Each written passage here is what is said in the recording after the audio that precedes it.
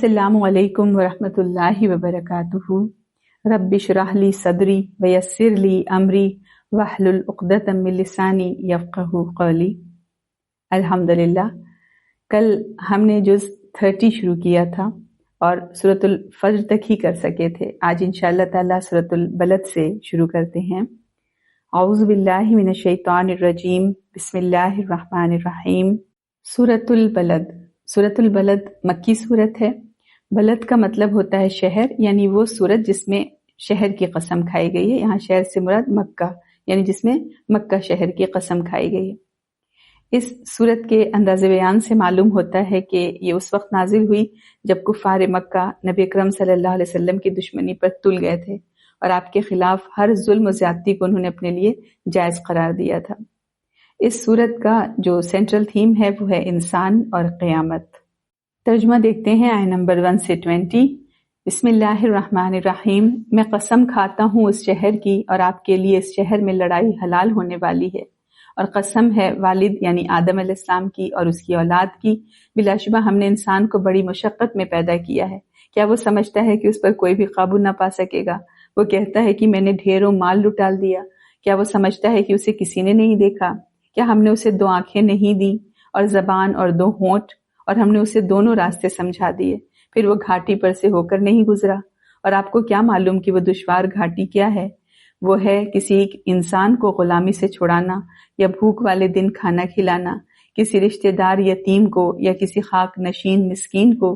پھر وہ ان لوگوں میں شامل ہو جو ایمان لائے اور انہوں نے باہم صبر کی وصیت کی اور باہم رحم کرنے کی وصیت کی۔ وہی لوگ دائیں ہاتھ والے ہیں، اور جو لوگ ہماری آیتوں کے منکر ہوئے وہی بائیں ہاتھ والے ہیں۔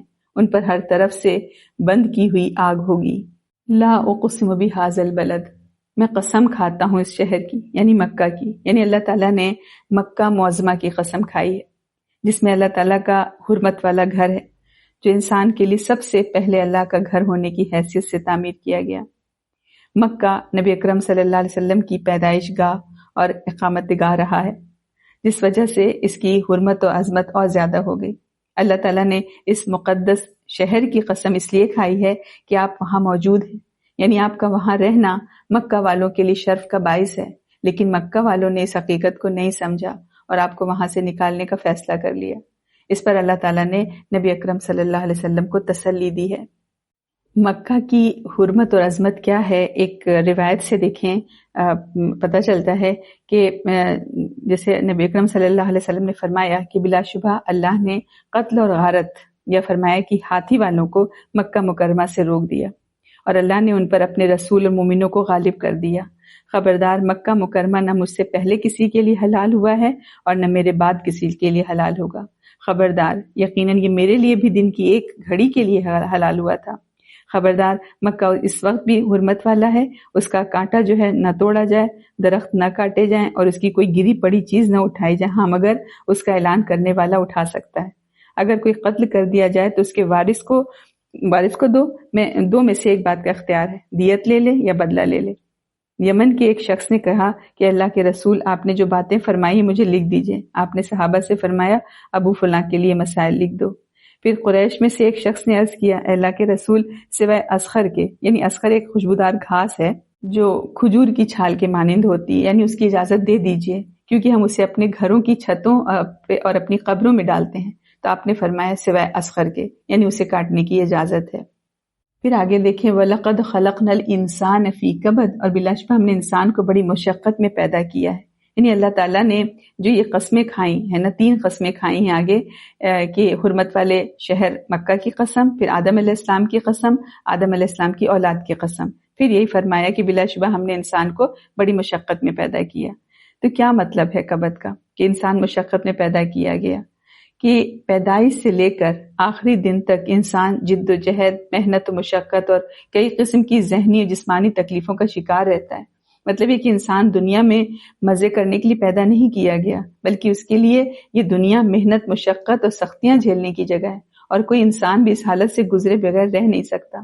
ہر انسان کی زندگی ماں کے پیٹ میں نطفہ ٹھہرنے سے لے کر موت کے آخری سانس تک اس بات پر گواہ ہے کہ اسے قدم قدم پر تکلیف، مشقت، محنت، خطرات اور شدید مرحلوں سے گزرنا پڑتا ہے۔ جب ماں کے پیٹ میں تھا تو ہر وقت اس خطرے میں مبتلا تھا کہ اندر ہی مر جائے یا وقت سے پہلے گر جائے، یا پھر ڈلیوری کے ٹائم اس کی زندگی اور موت کے درمیان کوئی فاصلہ ہی نہیں تھا. پیدا ہوا تو بے بس تھا، کوئی دیکھ بھال کرنے والا نہ ہوتا تو یوں ہی سسک کے مر جاتا. چلنے کے قابل ہوا تو قدم قدم پہ گرتا پڑتا تھا. بچپن سے جوانی اور بڑھاپے تک ایسی سی جسمانی تبدیلیوں سے گزرنا پڑا کہ کوئی تبدیلی بھی اگر غلط سمت میں ہو جاتی تو اس کی جان جا سکتی تھی. وہ اگر بادشاہ یا امیر بھی ہے تو کسی وقت اس اندیشے سے اس کو چین نصیب نہیں کہ کہیں اس کے خلاف کوئی سازش نہ ہو جائے. وہ اگر فاتح عالم بھی ہے تو کسی وقت اس خطرے سے امن میں نہیں کہ اس کے اپنے ساتھیوں میں سے کوئی بغاوت نہ کر دے. اگر وہ اپنے وقت کا سب سے بڑا دولت مند بھی ہے تو اس فکر اور سوچ میں ڈوبا ہوا ہے کہ اپنی دولت کو کیسے بڑھائے اور کس طرح اس کی حفاظت کرے. تو مطلب یہی ہے کہ کوئی شخص بھی چین کی نعمت سے بہرہ مند نہیں ہے، کیونکہ انسان پیدا ہی کیا گیا ہے مشقت میں. پھر آگے دیکھیں آیت نمبر 11، فَلَقْتَحَمَ الْعَقَبَةَ، پھر وہ گھاٹی پر سے ہو کر نہیں گزرا. تو عربی میں عقبہ اس دشوار راستے کو کہتے ہیں جو بلندی پر جانے کے لیے پہاڑوں میں سے گزرتا ہے. مطلب یہ ہے کہ اللہ تعالیٰ کیا فرما رہے ہیں کہ اللہ تعالیٰ نے انسان کو یہاں ترغیب دلائی ہے کہ وہ نفس کے تقاضوں اور شیطان کے وسوسوں کو نظر انداز کر کے اللہ تعالیٰ کی اطاعت کرے اور اللہ کے دیے مال کو بھلائی کے کاموں میں خرچ کرے اور ان مشکل گھاٹیوں کو عبور کر کے عظمتوں کی بلندیوں کی طرف سفر کرے، ہے نا. تو کیا فرمایا کہ ان کاموں میں کیا کیا ہیں کہ فکو رقبہ اور اطعام فی یوم ذی مسغبہ، یتیما ذا مقربہ اور مسکینا ذا متربہ، یعنی غلام آزاد کرنا. غلام آزاد کرنے کی بہت فضیلت ہے کہ جو شخص کسی مسلمان غلام کو آزاد کرے اللہ تعالیٰ اس کے ہر عضو کو غلام کے ہر عضو کے عوض دوزخ کی آگ سے آزاد کرے گا. تو آج کل اس کی ایک صورت جو ہے وہ تو نہیں ہے غلام آزاد کرنے والا ایسا کچھ، تو ایک صورت اس کی یہ ہے کہ جیل میں جو ناحق قید ہیں ہے نا ان پہ تعاون کرے یا کسی مقروض کو جو ہے قرض کے بوجھ سے نجات دلا دے. یہ بھی ایک طرح کا کسی انسان کو غلامی سے چھڑانا ہی ہے. یا کوئی اگر قرض مانگنا چاہ رہا ہے تو اسے دیں قرض دینا، کیونکہ نصف صدقے کے قائم مقام ہے. اسی طرح تنگ دست مقروض کو مقررہ مدت کے بعد مزید مہلت دینا، یہ بھی بہت فضیلت والا عمل ہے نا. نبی اکرم صلی اللہ علیہ وسلم نے کیا فرمایا، جس نے کسی تنگ دست کو مہلت دی تو ادائیگی کی مدت آنے تک اسے روزانہ اتنی رقم جو اس نے قرض دی صدقہ کرنے کا اجر ملے گا، اور ادائیگی کی مدت آنے کے بعد مزید مہلت دے گا تو اسے روزانہ اس سے دگنا اجر ملتا رہے گا. اور ایک اور جگہ فرمایا کہ جس نے کسی دنگ دست کو مہلت دی یا اس سے اس کا قرض ہی معاف کر دیا تو اللہ تعالیٰ اسے قیامت کے دن اپنے عرش کے سائے میں جگہ دے گا. پھر آگے کیا ہے، بھوکے کو اطعام فی یوم ذی مسغبہ، بھوکے کو کھانا کھلانا. بھوکوں کو کھانا کھلانا بڑی نیکی کا کام ہے. کھانا کھلانا کسی کو بھی ہو ثواب سے خالی نہیں ہے، مگر بعض ایسے لوگ ہیں جنہیں کھانا کھلانا بہت بڑا ثواب بن جاتا ہے. اس لیے اس بڑے ثواب کو حاصل کرنے کی یہاں ترغیب دلائی گئی. اللہ تعالیٰ نے فرمایا بھوک والے دن کسی رشتہ دار یتیم کو یا کسی خاک نشین مسکین کو کھانا کھلانا. یتیم کی دیکھ بھال اور پرورش ویسے ہی بڑے اجر کا کام ہے، لیکن اگر یتیم رشتہ دار بھی ہو تو اس کی دیکھ بھال کا اجر بھی دگنا ہے، ایک صدقے کا اور دوسرا صلہ رحمی کا. خاص طور سے ایسے دن میں کھانا کھلانا جس میں وہ بھوکا ہو اور بھی زیادہ ثواب کا باعث ہے. اسی طرح کوئی ایسا مسکین ہے جس کی مسکینی نے اسے خاک نشین بنا رکھا ہے، وہ بہت زیادہ محتاج اور تنگ دست ہے، اس کا کوئی گھر بار نہیں ہے، اسے کھانا کھلانا بڑے اجر و ثواب کا کام ہے. اگر وہ رشتہ دار بھی ہے تو اس کو کھانا کھلانے سے اجر اور ثواب جو ہے دگنا ملے گا، ایک صدقے کا دوسرا صلہ رحمی کا. جیسے نبی اکرم صلی اللہ علیہ وسلم فرمایا بیوہ اور مسکین کے لیے کوشش کرنے والا اللہ کے راستے میں جہاد کرنے والے کی طرح ہے، یا اس شخص کی طرح ہے جو دن کو روزے رکھتا ہے اور رات کو قیام کرتا ہے. یعنی کسی گردن کو آزاد کر دینا، کسی بھوکے رشتہ دار یتیم یا مسکین کو کھانا کھلا دینا دشوار گزار گھاٹی میں داخل ہونا ہے جس کے ذریعے سے انسان جہنم سے بچ کر جنت میں جا پہنچے گا. پھر آگے کیا ہے کہ ثم کان من الذین آمنوا وتواصوا بالصبر وتواصوا بالمرحمہ، یعنی بتایا کہ ایمان کے بغیر تو عمل بیکار ہے. یعنی اہل ایمان کا یہ فرض بتایا کہ دوسرے مسلمان بھائیوں کو بھی صبر اور مرحمت کی تلقین کرتا رہے. اور پھر کیا فرمایا، اور بھلائیوں پر عمل کرنا، اور سے کیا مراد ہے، اور مرحمت سے کیا مراد ہے، یعنی دوسروں کے حال پر رحم کرنا اور ان کی تکلیف کو اپنی تکلیف سمجھ کر ان کو ظلم و زیادتی سے اجتناب کرنا ہے. اس میں تقریباً دین کے سارے ہی احکام ہم دیکھیں آ جا رہے ہیں. یہ فرض شناس لوگ وہ خوش نصیب ہیں جنہیں اعمال نامہ ان کے دائیں ہاتھ میں دیا جائے گا. اولئک اصحاب المیمنہ، اور پھر آگے کیا ہے، والذین کفروا بآیاتنا ہم اصحاب المشأمہ، اس کے برعکس جو لوگ اللہ تعالیٰ، آخرت اور اللہ کی آیتوں کا انکار کرنے والے ہیں وہ اپنے برے اعمال کی شامت کے نتیجے میں پکڑے جائیں گے۔ انہیں اعمال نامہ بھی پیٹھ پیچھے بائیں ہاتھ میں تھمایا جائے گا اور انہیں زنجیروں میں جکڑنے کے بعد جہنم میں پھینک کر ان سب کے اوپر اس کے دروازے جو ہیں بند کر دیے جائیں گے کہ علیہم نار موصدہ۔ اللہ تعالیٰ ہم سب کو اپنی پناہ دے، آمین۔ آگے سورۃ الشمس آ رہی ہے۔ سورۃ الشمس مکی سورت ہے اور یہ سورت مکہ کے ابتدائی دور میں اس وقت نازل ہوئی جب نبی اکرم صلی اللہ علیہ وسلم کی مخالفت خوب زور پکڑ چکی تھی۔ اس صورت میں ہم دیکھیں گے نفس کی ہدایت اور گمراہی پر بات ہے اور قوم سمود کی ہلاکت اور تباہی کا ذکر کیا گیا ہے۔ تو شروع کرتے ہیں، بسم اللہ الرحمن الرحیم۔ سورج اور اس کی دھوپ چڑھنے کی قسم، اور چاند کی جب وہ اس کے پیچھے آتا ہے، اور دن کی جب وہ سورج کا جلوہ دکھاتا ہے، اور رات کی جب اسے ڈھانپ لیتی ہے، اور آسمان کی اور جس نے اسے بنایا، اور زمین کی اور جس نے اسے بچھایا، اور انسانی نفس کی اور جس نے اسے ٹھیک بنایا، پھر اس کی بدی اور اس کی تقوی اس پر الہام کیا، یقیناً فلاح پا گیا جس نے نفس کا تزکیہ کیا، اور یقیناً نامراد ہوا جس نے اسے آلودہ کیا۔ قوم سمود نے اپنی سرکشی کی وجہ سے نبی کو جھٹلایا۔ جب اٹھ کھڑا ہوا اس قوم کا بڑا بدبخت تو انہیں رسول اللہ نے کہا، اللہ کی اونٹنی اور اس کو پانی پلانے کی حفاظت کرو۔ پھر انہوں نے اس کو جھٹلایا اور اونٹنی کو مار ڈالا تو ان کے رب نے ان کے گناہ کی وجہ سے ان پر تباہی ڈال کر سب کا صفایا کر دیا، اور وہ اس تباہی کے انجام سے نہیں ڈرتا۔ ہم دیکھیں کہ اللہ تعالیٰ کا قاعدہ یہ ہے کہ جن سچائی کو وہ انسان کے ذہن نشین کرانا چاہتا ہے تو ان کی گواہی میں وہ کچھ ایسی نمایاں چیزوں کو پیش کرتا ہے جو ہر آدمی کو اپنے چاروں طرف کی دنیا میں یا خود اپنے وجود میں نظر آتی ہے۔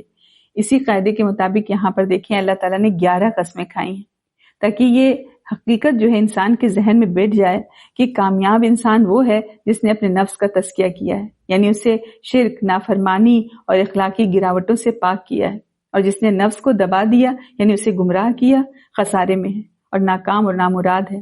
تو اس حقیقت کو واضح کرنے کے لیے اللہ تعالیٰ نے جن چیزوں کی قسمیں کھائیں وہ کیا ہیں کہ اب سے کیا، والشمس وضحاها، پھر کیا ہے والقمر اذا تلاها والنہار اذا جلاها واللیل اذا یغشاها والسماء وما بناها، پھر والارض وما طحاها ونفس وما سواها۔ تو یہ کیا چیزیں ہیں؟ یعنی سورج اور اس کی دھوپ کی قسم، پھر چاند کی قسم اور وہ جب وہ اس کے پیچھے آتا ہے، اور دن کی قسم جب وہ سورج کو روشن کر دیتا ہے، رات کی قسم جب اسے ڈھانپ لیتی ہے، آسمان کی قسم جس نے اسے بنایا، زمین کی قسم جس نے اسے بچھایا۔ تو یہ سب چیزیں ہیں، اور انسانی نفس کی قسم اور جس نے اسے ٹھیک ٹھاک بنایا۔ تو اللہ تعالیٰ نے ان 11 چیزوں کی قسمیں کھا کر یہ بیان کیا کہ کامیاب وہ انسان ہے جس نے اپنے نفس کا تزکیہ کر لیا اور اسے پاک کر لیا، اور وہ شخص نامراد ہے جس نے نفس کو گمراہ کر لیا۔ اور کوئی انسان یہ اسے پیش نہیں کر سکتا کہ اسے نیکی یا بدی کا علم ہی نہیں تھا۔ یہ علم تو اللہ تعالیٰ نے ہر انسان کی فطرت میں رکھ دیا ہے جس سے وہ نیکی اور بدی میں فرق کر سکتا ہے۔ آیت نمبر 12 کو ہم دیکھیں کہ اذ انبعث اشقاہا، کہ جب اٹھ کھڑا ہوا اس قوم کا بڑا بدبخت۔ تو جو اونٹنی کی کونچیں تھی اگرچہ کہ ایک شخص نے کاٹی تھی، لیکن چونکہ اس شرارت میں قوم بھی اس کے ساتھ شریک تھی اس لیے اس میں سب کو برابر کا مجرم قرار دیا گیا۔ اس سے معلوم ہوا کہ برائی کا ارتکاب کرنے والے اگرچہ چند افراد ہوں لیکن پوری قوم اس برائی کو روکنے کی بجائے اسے پسند کرتی ہو تو اللہ تعالیٰ کے ہاں پوری قوم اس برائی کی مرتکب قرار پائے گی اور اس جرم یا برائی میں برابر کی شریک سمجھی جائے گی، اور اللہ تعالیٰ پوری قوم کو تباہی سے دوچار کرے گا، کیونکہ اللہ تعالیٰ کو یہ ڈر نہیں ہے نا۔ یہاں پر کیا ہے کہ ولا یخاف عقباہا، کیونکہ اللہ تعالیٰ کو یہ ڈر نہیں ہے کہ اس نے انہیں سزا دی ہے تو کوئی بڑی طاقت اس سے بدلہ لے لے گی۔ اللہ تعالیٰ انجام سے بے خوف ہے، کوئی ایسی طاقت نہیں ہے جو اللہ تعالیٰ سے بڑھ کر یا اس کے برابر ہی جو اس سے انتقام لینے کی قدرت بھی رکھتی ہو۔ تو یہی ان آیات کا مفہوم ہے کہ قرآن نے انسان کے سامنے غور و فکر کے لیے وہ چیزیں رکھی ہیں جو روزانہ اس کے مشاہدے میں آتی ہیں، اسے بار بار دعوت دی ہے کہ ٹھنڈے دل اور دماغ سے سوچ بچار کرتا رہے اور اپنے رب کی نشانیوں کو پہچان کر اس پر ایمان لائے۔ برائی کو دیکھ کر اسے نہ روکنا برائی میں شامل ہونے کے مترادف ہے، اور عذاب میں دونوں برابر کے شریک ہوں گے۔ اب آگے سورۃ اللیل آ رہی ہے۔ سورۃ اللیل بھی مکی سورت ہے، اور لگتا ہے ایسا کہ یہ سورۃ الشمس کے قریب قریب ہی نازل ہوئی ہے، کیونکہ دونوں کا جو موضوع ہے تقریباً ایک جیسا لگتا ہے کہ دو مختلف راستوں کا فرق بتایا گیا اور دونوں مختلف جو انجام اور نتیجے کیا ہوں گے وہ بتائے گئے یہاں پر ہم دیکھیں ترجمہ کرتے ہیں پہلے انشاءاللہ تعالی۔ بسم اللہ الرحمن الرحیم۔ رات کی قسم جب وہ چھا جائے اور دن کی جب وہ روشن ہو، اور اس ذات کی جس نے نر اور مادہ پیدا کیے، بے شک تمہاری کوشش یقیناً مختلف ہے۔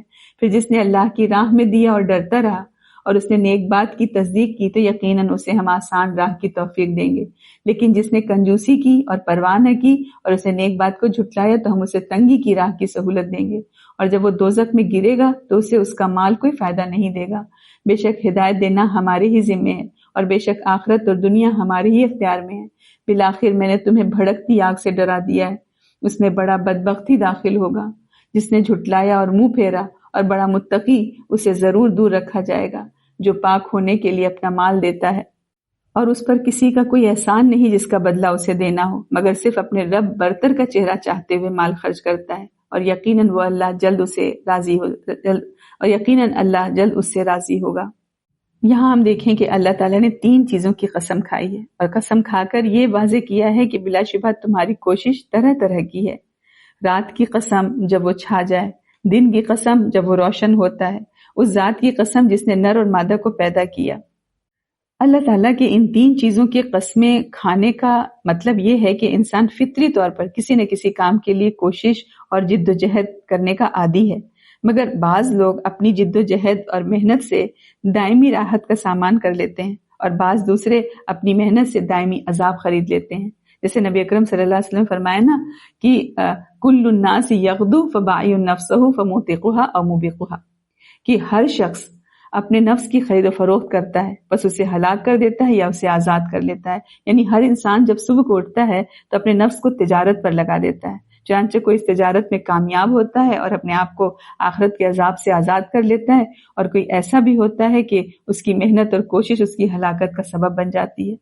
آگے کیا فرمایا اللہ تعالیٰ نے کہ وَمَا خَلَقَ الذَّكَرَ وَالْأُنثَىٰ، اور اس ذات کی جس نے نر اور مادہ پیدا کیے، یعنی اللہ تعالیٰ نے کوشش اور عمل کے اعتبار سے انسانوں کے پھر آگے کیا بتایا، 2 گروپ بنائے کہ ان سعیکم لشتیٰ فاما من آتی واتقی، تو کیا بتایا کہ اور دونوں جو گروہ ہیں، پہلا گروہ اور دوسرا، دونوں لوگ کے کامیاب ہونے کے 3 عمل بتائے۔ جس نے اللہ کی راہ میں دیا، اللہ سے ڈرتا رہا، نیک بات کی تصدیق کی، ان لوگوں کو اللہ تعالیٰ نیک کی اور اطاعت کی توفیق دے گا، اور ان کو کیا ہوگا، ان کے لیے اختیار دے گا۔ یعنی مفسرین کہتے ہیں کہ یہ آیت جو ہے ابوبکر صدیق رضی اللہ عنہ کے بارے میں نازل ہوئی، جنہوں نے وہ 6 غلام آزاد کیے جنہیں اہل مکہ مسلمان ہونے کی وجہ سے سخت تکلیف دے رہے تھے۔ اس کے بعد اللہ تعالیٰ نے دوسرے گروہ کی بھی دیکھیں 3 عمل کا ذکر کیا۔ جس نے کنجوسی کی، بے پرواہ ہو گیا، اس نے نیک بات کو جھٹلایا۔ ان لوگوں کے لیے اللہ تعالیٰ تنگی والی راہ جو ہے آسان کر دیتا ہے، یعنی ان کے لیے نافرمانی کا راستہ اختیار کرنا پھر آسان ہوتا چلا جاتا ہے، جس سے ان کے لیے بھلائی اور سعادت کے سارے راستے جو ہے مشکل ہو جاتے ہیں۔ پھر آیت نمبر 11 میں کیا فرمایا کہ وَمَا يُغْنِ عَنْهُ مَالُهُ إِذَا تَرَدَّى، یعنی بد نصیب کے بارے میں، کہ بد نصیب گروہ کو وعید سناتے ہوئے اللہ تعالیٰ کہہ رہے ہیں کہ جس مال اور دولت کی خاطر یہ بد نصیب حقائق اور فرائض کی ادائیگی میں بخل و کنجوسی سے کام لیتے ہیں، عذاب آنے پر یہ ان کے کچھ بھی کام نہیں آئیں گے، اور موت کے بعد انہیں قبر میں اور قیامت کے دن جہنم کے گڑھے میں ڈھکیل دیا جائے گا۔ پھر آگے کیا فرمایا، ان علینا للہدی، یعنی ہدایت اللہ کے اختیار میں، یعنی اللہ تعالیٰ نے فرمایا کہ ہم نے برائی اور بھلائی کی تمیز انسان کی فطرت میں داخل کی ہے نا، اور صرف اسی پر اکتفا نہیں کیا بلکہ اس کی پوری رہنمائی کرنا بھی ہمارے ذمے ہے، اور یہ ذمہ داری ہم نے نبی اکرم صلی اللہ علیہ وسلم کو یا رسولوں کو بھی پچھلے سب کو بھیج کر کتابیں نازل کر کے پوری کی ہیں۔ اب کسی کے لیے حجت باقی نہیں ہے کہ اسے معلوم نہیں تھا، اسے سمجھایا نہیں گیا، راستہ واضح نہیں تھا، کیونکہ اللہ تعالیٰ کسی پر ظلم نہیں کرتا۔ اللہ تعالیٰ تو عادل اور انصاف کرنے والی ذات ہے۔ دوسری بات یہ بیان کی کہ کوئی شخص بھی اللہ تعالیٰ سے بھاگ کر نہیں جا سکتا ہے نا، تو کیا ہے کہ وَإِنَّ لَنَا لَلْآخِرَةَ وَالْأُولَىٰ، اور اللہ کے سوا کسی کو کوئی پناہگاہ نہیں مل سکتی، کیونکہ دنیا اور آخرت اللہ تعالیٰ کی اختیار اور قدرت میں ہے۔ جو اس سے دنیا مانگتا ہے وہ اسے جتنی چاہتا ہے دنیا دے دیتا ہے، اور جو اس سے آخرت مانگتا ہے تو اللہ تعالیٰ اسے ضرور آخرت دیتا ہے، ساتھ اتنی دنیا بھی دیتا ہے جتنی اس کے مقدر میں ہوتی ہے۔ علماء کہتے ہیں کہ سورۃ اللیل جو ہے دور حاضر کے مسلمانوں کے لیے ایک نصیحت اور عبرت کا پیغام ہے، کہ مسلمانوں پر ذلت و رسوائی کی جو گھٹا چھا رہی ہے اور ان کے دشمنوں کو جو ان پر مسلط کر دیا گیا ہے، تو اس کی وجہ یہ ہے کہ انہوں نے اللہ تعالیٰ کے احکام سے منہ موڑ لیا ہے اور نبی اکرم صلی اللہ علیہ وسلم کی سیرت سے روگردانی کی ہے۔ اب سورۃ الضحیٰ آ رہی ہے۔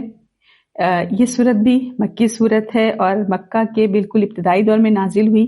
حدیث میں آتا ہے کہ ایک مرتبہ نبی اکرم صلی اللہ علیہ وسلم بیمار ہو گئے اور 2-3 راتیں آپ کھڑے نہ ہو سکے، تو ایک عورت آپ کے پاس آئی اور کہنے لگی کہ اے محمد صلی اللہ علیہ وسلم، معلوم ہوتا ہے کہ تیرے شیطان نے تجھے چھوڑ دیا ہے، 2 یا 3 راتوں سے میں دیکھ رہی ہوں کہ وہ تیرے قریب نہیں آیا۔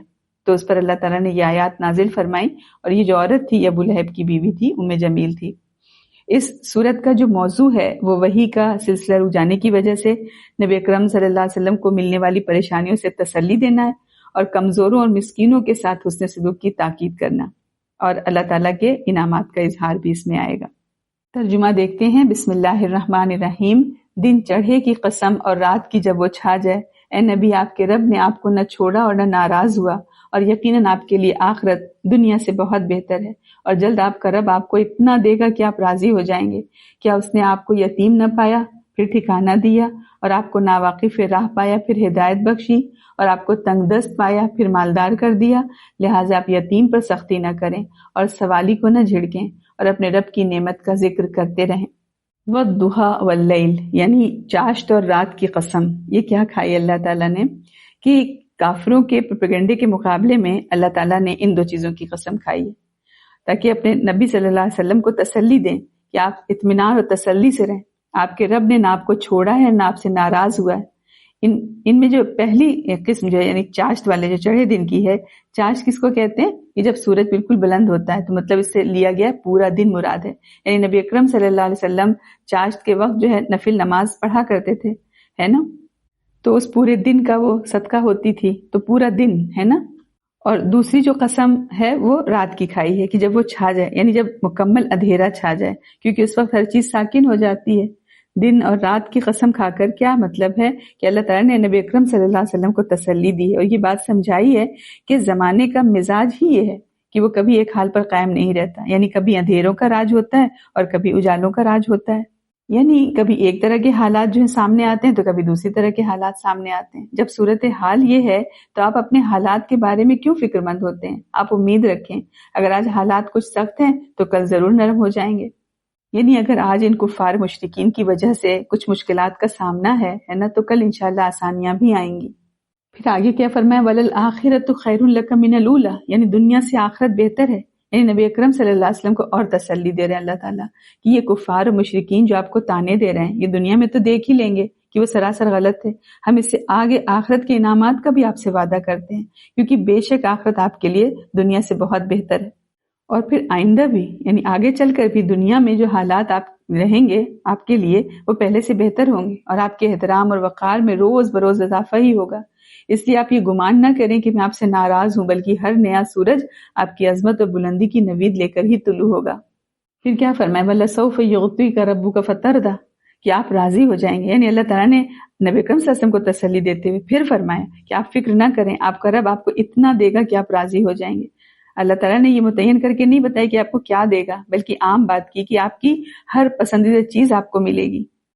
ایک دفعہ نبی اکرم صلی اللہ علیہ وسلم نے ابراہیم السلام کے بارے میں جو اللہ تعالیٰ کا یہ قول ہے وہ نقل فرمایا، تلاوت کیا کہ ربی انہن اضللن کثیرا من الناس فمن تبعنی فانہ منی، کہ اے میرے رب بے شک انہوں نے یعنی بتوں نے بہت سے لوگوں کو گمراہ کر دیا، پھر جو میرے پیچھے چلا تو یقیناً مجھ سے ہے۔ پھر وہ تلاوت فرمائی جس میں عیسیٰ علیہ السلام کا قول ہے کہ ان تعذبہم فانہم عبادک وان تغفر لہم فانک انت العزیز الحکیم، کہ اگر تو انہیں عذاب دے تو بے شک وہ تیرے بندے ہیں، اگر تو انہیں بخش دے تو بے شک تو ہی سب پر غالب اور کمال حکمت والا ہے۔ پھر اپنے دونوں ہاتھوں کو اپنے اوپر اٹھایا اور کہا اللہم امتی امتی، تو اے اللہ میری امت میری امت، اور آپ نبی اکرم صلی اللہ علیہ وسلم رو پڑے۔ تو اللہ تعالیٰ نے جبریل علیہ السلام سے کہا کہ اے جبریل نبی اکرم صلی اللہ علیہ وسلم کے پاس جاؤ، جبکہ تیرا رب خوب جانتا ہے کہ وہ کیوں رو رہے ہیں، اور ان سے پوچھو کہ کس چیز نے آپ کو رلایا ہے۔ تو جبریل علیہ السلام آپ کے پاس آئے اور آپ سے پوچھا، تو آپ نے جو کچھ کہا تھا بیان کر دیا۔ جبریل علیہ السلام نے اللہ تعالیٰ کے پاس جا کر کہا، حالانکہ اللہ تعالیٰ خوب جانتا ہے، تو اللہ تعالیٰ نے فرمایا کہ اے جبریل محمد کے پاس جاؤ اور ان سے کہہ دو ہم آپ کو آپ کی امت کے بارے میں راضی کر دیں گے اور ناراض نہیں کریں گے۔ تو اس سورہ میں اللہ تعالیٰ کے یہاں نبی وسلم کا مقام و مرتبہ کیا ہے وہ واضح کیا، اور دنیا کی عارضی مشکلات تو بہرحال کٹ ہی جاتی ہیں، مگر اللہ تعالیٰ کے یہاں ان کا اجر و ثواب بے مثال ملتا ہے۔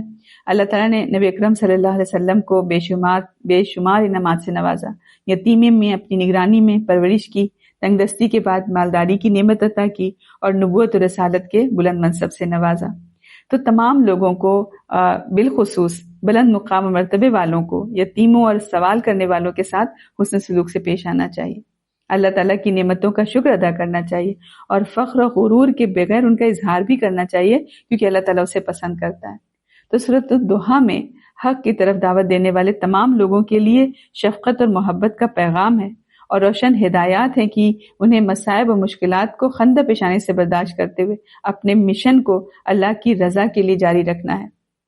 آگے سورۃ نشرہ آ رہی ہے، یہ بھی مکی سورت ہے، اور سورۃ الضحیٰ سے اس کا مضمون ملتا جلتا ہے۔ یہ دونوں صورتیں لگتا ہے کہ قریب قریبی کے زمانے میں نازل ہوئیں، جب ایک جیسے حالات میں لگتا ہے نازل ہوئیں، اور اس صورت میں سورۃ نشرہ میں اللہ تعالیٰ نے نبی اکرم صلی اللہ علیہ وسلم پر اپنے 3 عظیم احسان جو ہیں وہ جتلائے ہیں۔ ترجمہ دیکھتے ہیں۔ بسم اللہ الرحمن الرحیم۔ اے نبی، کیا ہم نے آپ کے لیے آپ کا سینہ نہیں کھول دیا، اور ہم نے آپ سے آپ کا بوجھ اتار دیا جس نے آپ کی کمر توڑ دی تھی، اور ہم نے آپ کے لیے آپ کا ذکر اونچا کر دیا۔ پھر بے شک ہر تنگی کے ساتھ آسانی ہے، بے شک ہر تنگی کے ساتھ آسانی ہے۔ چنانچہ جب آپ فارغ ہو جائیں تو محنت کیجیے اور اپنے رب ہی کی طرف رغبت کیجیے۔ اس سورہ کی شروع کی جو 4 آیتیں ہیں ان سے کیا معلوم ہو رہا ہے کہ لوگوں کو اللہ تعالیٰ کی طرف دعوت دینے کے باعث نبی اکرم صلی اللہ علیہ وسلم کو دل تنگی جو ہے پیش آ رہی ہوگی۔ دعوت کی راہ میں بڑی مشکلات پیش تھیں، اس دعوت کے دشمن جو تھے مکر و فریب اور خفیہ سازشوں کا جال بچھا رہے تھے۔ دعوت کے اس بوجھل کام اور راہ کی مشکلات کے باعث آپ کو گھٹن محسوس ہو رہی تھی، آپ یہ محسوس کر رہے تھے کہ آپ کے کندھوں پر ناقابل برداشت بوجھ آ رہا ہے۔ تو اس حالت میں اللہ تعالیٰ نے آپ کو تسلی دی، تو کیا فرمایا کہ نبی اکرم صلی اللہ علیہ وسلم، کیا ہم نے آپ پر فلاں فلاں احسانات نہیں کیے، پھر ان مشکلات پر آپ کیوں پریشان ہو رہے ہیں؟ تو اللہ تعالیٰ نے نبی اکرم صلی اللہ علیہ وسلم پر عظیم احسانات فرمائے، آپ کے سینے کو کھول دیا، آپ سے کمر توڑ بوجھ اتار دیا، اور آپ کے ذکر کو بلند کر دیا۔ نبی اکرم صلی اللہ علیہ وسلم اور آپ کے صحابہ کو حکم دیا گیا ہے کہ مشکلات اور مصائب سے گھبرائیں نہیں، جلد آسانیاں آنے والی اور مسلمانوں کو فتح حاصل ہوگی۔ جب سختی میں شدت آ جائے تو یہ کشادگی اور فراخی کی علامت ہوتی ہے۔ مومن کی زندگی کا کوئی لمحہ فارغ اور فضول نہیں ہے۔ مومن کو تبلیغ، دعوت اور جہاد اور قتال میں مصروف ہی رہنا ہے، اور فارغ وقت میں عبادت الہی اور اللہ کے ذکر میں مصروف رہنا ہے۔ بے فکری اور عیش و عشرت کا نتیجہ ہے کہ آج ہم لوگ ہیں وہ مغلوب ہو چکے ہیں، اور اللہ کے نافرمان جو ہیں ہم پر غالب آ رہے ہیں۔ اور پھر کیا ہے یہاں پر کہ احسان کا بدلہ احسان ہے۔ اللہ تعالیٰ نے اپنے بندوں پر بے شمار احسانات کیے ہیں، بندوں کے اس کے شکر کے طور پر اللہ کی اطاعت اور بندگی کرنی ہے۔ آگے سورت 3 آ رہی ہے۔ یہ سورت بھی مکی سورت ہے، اور یہ مکہ کے نبوت کے بالکل ابتدائی دور میں نازل ہوئی، اور اس سورت کا جو سینٹرل تھیم ہے، جو موضوع ہے، وہ ہے کہ انسان بہترین فطرت پر پیدا کیا گیا ہے، لیکن یہ برے کردار کی وجہ سے ذلت کی پستیوں میں جا گرتا ہے، اور یہ بھی بتایا گیا ہے کہ کون سی چیز انسان کو کھلے خسارے سے بچائے گی۔ ترجمہ دیکھتے ہیں۔ بسم اللہ الرحمن الرحیم۔ قسم ہے انجیر اور زیتون کی اور طور سینا کی اور اس پرامن شہر مکہ کی، یقیناً ہم نے انسان کو بہترین شکل و صورت میں پیدا کیا ہے، پھر ہم نے اسے نیچوں سے نیچے پھینک دیا، مگر جو لوگ ایمان لائے اور انہوں نے نیک عمل کیے ان کے لیے بے انتہا اجر ہے۔ پھر اے انسان، اس کے بعد تجھے کون سی چیز جزا اور سزا کو جھٹلانے پر آمادہ کرتی ہے؟ کیا اللہ سب حاکموں سے بڑا حاکم نہیں ہے؟ یہاں ہم دیکھیں کہ اللہ تعالیٰ نے 4 قسمیں کھا کر یہ بیان کیا ہے کہ بے شک ہم نے انسان کو بہترین شکل و صورت میں پیدا کیا۔ انجیر و زیتون کی قسم، طور سینا کی قسم، اور پرامن شہر کی قسم۔ اللہ تعالیٰ نے تعظیم کے لیے مقدس مقامات کی قسمیں کھائی ہیں جہاں وحی نازل ہوتی رہی ہے۔ ہمیں بھی ان محترم جگہوں کے مقام مرتبے کو ملحوظ رکھنا ہے۔ کیا فرمائے کہ لقد خلقنا الانسان فی احسن تقویم، کہ ہم نے انسان کو بہترین شکل و صورت میں پیدا کیا، یعنی اللہ تعالیٰ نے تمام مخلوقات میں سب سے زیادہ حسین اور خوبصورت انسان بنایا ہے، پھر اس کے اعضاء کو نہایت تناسب کے ساتھ بنایا، پھر اس کو عقل، سوچ، فہم، حکمت، سننے دیکھنے کی وہ قوتیں عطا کی جو کسی اور مخلوق کو اس انداز میں نہیں دی گئیں۔ تو یوں انسان جو ہے ظاہری شکل و صورت و حسن جمال کے اعتبار سے بھی دوسری مخلوقات میں ممتاز ہے، اور عقل و سوچ اور فہم و فراست کے لحاظ سے بھی اللہ تعالیٰ کی قدرت کا ایک شاہکار ہے۔ آگے کیا؟ ثم رددناہ اسفل سافلین، پھر ہم نے اسے نیچوں سے نیچے پھینک دیا۔ یعنی اللہ تعالیٰ نے فرمایا کہ جس طرح انسان اپنی ابتدا اور جوانی میں ساری مخلوقات سے زیادہ حسین اور سب سے بہتر تھا، اسی طرح آخر میں اس پر یہ حالت بھی آتی ہے کہ وہ کمزور ہو جاتا ہے اور عقل و فہم کی صلاحیتیں اس سے چھین جاتی ہیں۔ انسان کو پستیوں سے بھی پستر لوٹا دیے جانے کا کیا مطلب ہے؟ ایک مطلب یہ بھی ہے کہ جو لوگ اللہ تعالیٰ کی نعمتوں کا شکر کرنے کے بجائے اللہ تعالیٰ کی نافرمانیوں کا راستہ اختیار کرتے ہیں تو وہ کفر و شرکی میں ساری زندگی گزار دیتے ہیں۔ انہیں اللہ تعالیٰ نے دنیا میں بہترین شکل و صورت پر پیدا فرمایا ہو اور عقل و فہم کی اعلیٰ صلاحیتوں سے بھی نوازا، لیکن انہوں نے اپنے کردار اور عمل سے اپنے آپ کو جہنم کی انتہائی پس درجے کا مستحق بنا لیا۔ تو ایک مفہوم یہ بھی ہے کہ انسان اپنے اس شرف و عظمت کے باوجود اخلاق و کردار کے اعتبار سے اس قدر گھٹیا بن جاتا ہے کہ بدترین جانوروں سے بھی زیادہ گزرا ہو جاتا ہے، اور اپنی ہی جنس کو تباہ برباد اور انہیں قتل و غارت گری کا نشانہ بنانے میں فخری محسوس کرنے لگتا ہے۔ مومنوں کے لیے کیا فرمائے کہ فَلَهُمْ أَجْرٌ غَيْرُ مَمْنُونٍ، کہ ان کے لیے بے انتہا اجر ہے۔ یعنی اللہ تعالیٰ نے اہل ایمان کی عظمت کو بیان کیا ہے یہاں پر، تو کیا فرمائے کہ جو لوگ ایمان لائے اور نیک اعمال کرتے رہے یہاں تک کہ ان پر بڑھاپا بھی طاری ہو گیا، انہیں کمزوری نے بھی آ لیا، تو ان کا اجر و ثواب بڑھاپے کی اس عمر میں بھی برابر لکھا جاتا رہے گا جو صحت اور جوانی کے زمانے میں ان کے نیک اعمال پر لکھا جاتا رہا ہوگا۔ جیسے نبی اکرم صلی اللہ علیہ وسلم نے فرمایا نا کہ جب بندہ بیمار یا مسافر ہو تو اس کے لیے اس کی مثل لکھا جاتا ہے جو وہ حالت اقامت اور صحت میں کرتا ہو۔ تو مطلب یہی ہوا کہ ان کے اجر کا سلسلہ ختم ہی نہیں ہوتا، چاہے کسی وجہ سے وہ نیک اعمال کا سلسلہ جاری نہ بھی رکھ سکیں۔ سورت کو ختم کیا الیس اللہ بأحکم الحاکمین، کہ یعنی اللہ تعالیٰ سے بڑھ کر تو کوئی حاکم اور عادل ہے ہی نہیں، پھر وہ قیامت کے دن عدل و انصاف کا اہتمام کیوں نہیں کرے گا؟ ضرور کرے گا، کیونکہ اس کے بغیر نیک اور بد میں تو فرق ہی نہیں قائم ہوگا، جو قیامت قائم کرنے کا اصل مقصد ہے۔ اللہ تعالیٰ کسی پر ظلم نہیں کرتا، اس کے عدل و انصاف ہی کا تقاضا ہے کہ وہ قیامت برپا کرے اور ان کی داد رسی کی نہ کرے جن پر دنیا میں ظلم ہوا۔ اگر ان کی داد رسی کے لیے کوئی دن نہ ہو تو اس کا مطلب کیا ہوا؟ اس کا مطلب تو ناانصافی اور ظلم ہوگا، جس سے تو اللہ تعالیٰ پاک ہے۔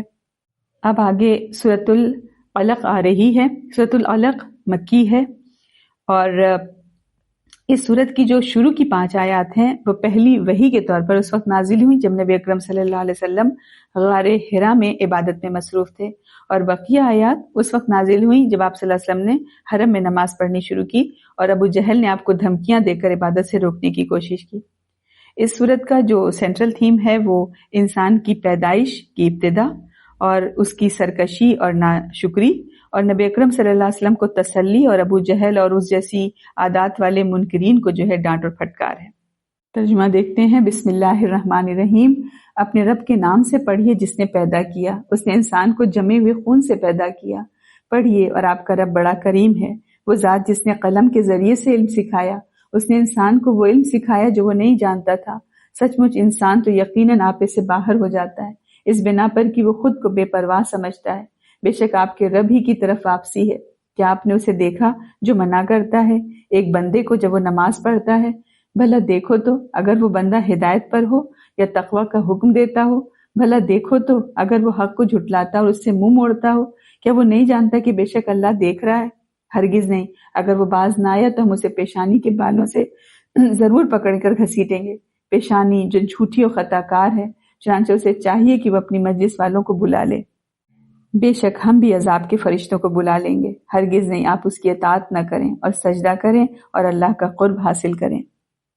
اقرا، اقرا یعنی پڑھائی سے بات شروع کی۔ تعلیم کی جو ہے عام طور پر دیکھیں 2 صورتیں ہوتی ہیں، ایک زبانی اور دوسری جو ہے بذریعہ قلم یعنی تحریر سے۔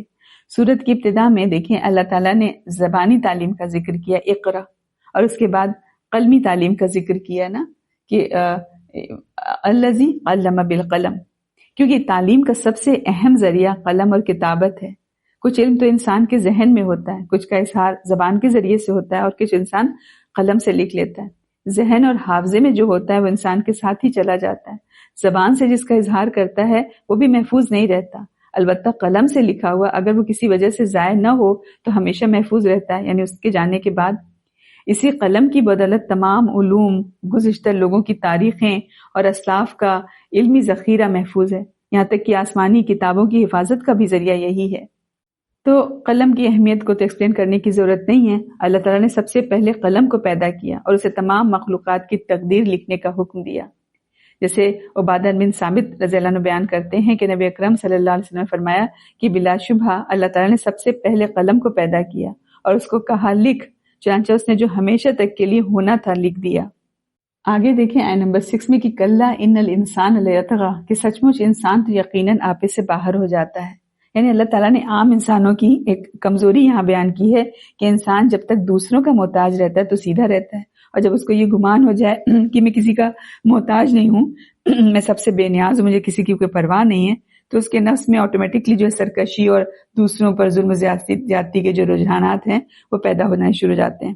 پھر آگے دیکھیں یہاں پر کہ ارأیت الذی ینہا، کیا دیکھا اس شخص کو جو روکتا ہے یعنی نماز پڑھنے سے۔ پھر یہاں سے لے کر کے پوری آیت نمبر 12 تک کیا فرمایا گیا کہ اللہ تعالیٰ نے نبی اکرم صلی اللہ علیہ وسلم کو نماز پڑھنے کا حکم دیا، اور آپ صلی اللہ علیہ وسلم نے نماز پڑھنی شروع کی تو ابو جہل نے آپ کو اس سے روکا اور دھمکی دی کہ آئندہ نماز پڑھیں گے اور سجدہ کریں گے تو نعوذ باللہ وہ آپ کی گردن کو پاؤں سے کچل دے گا۔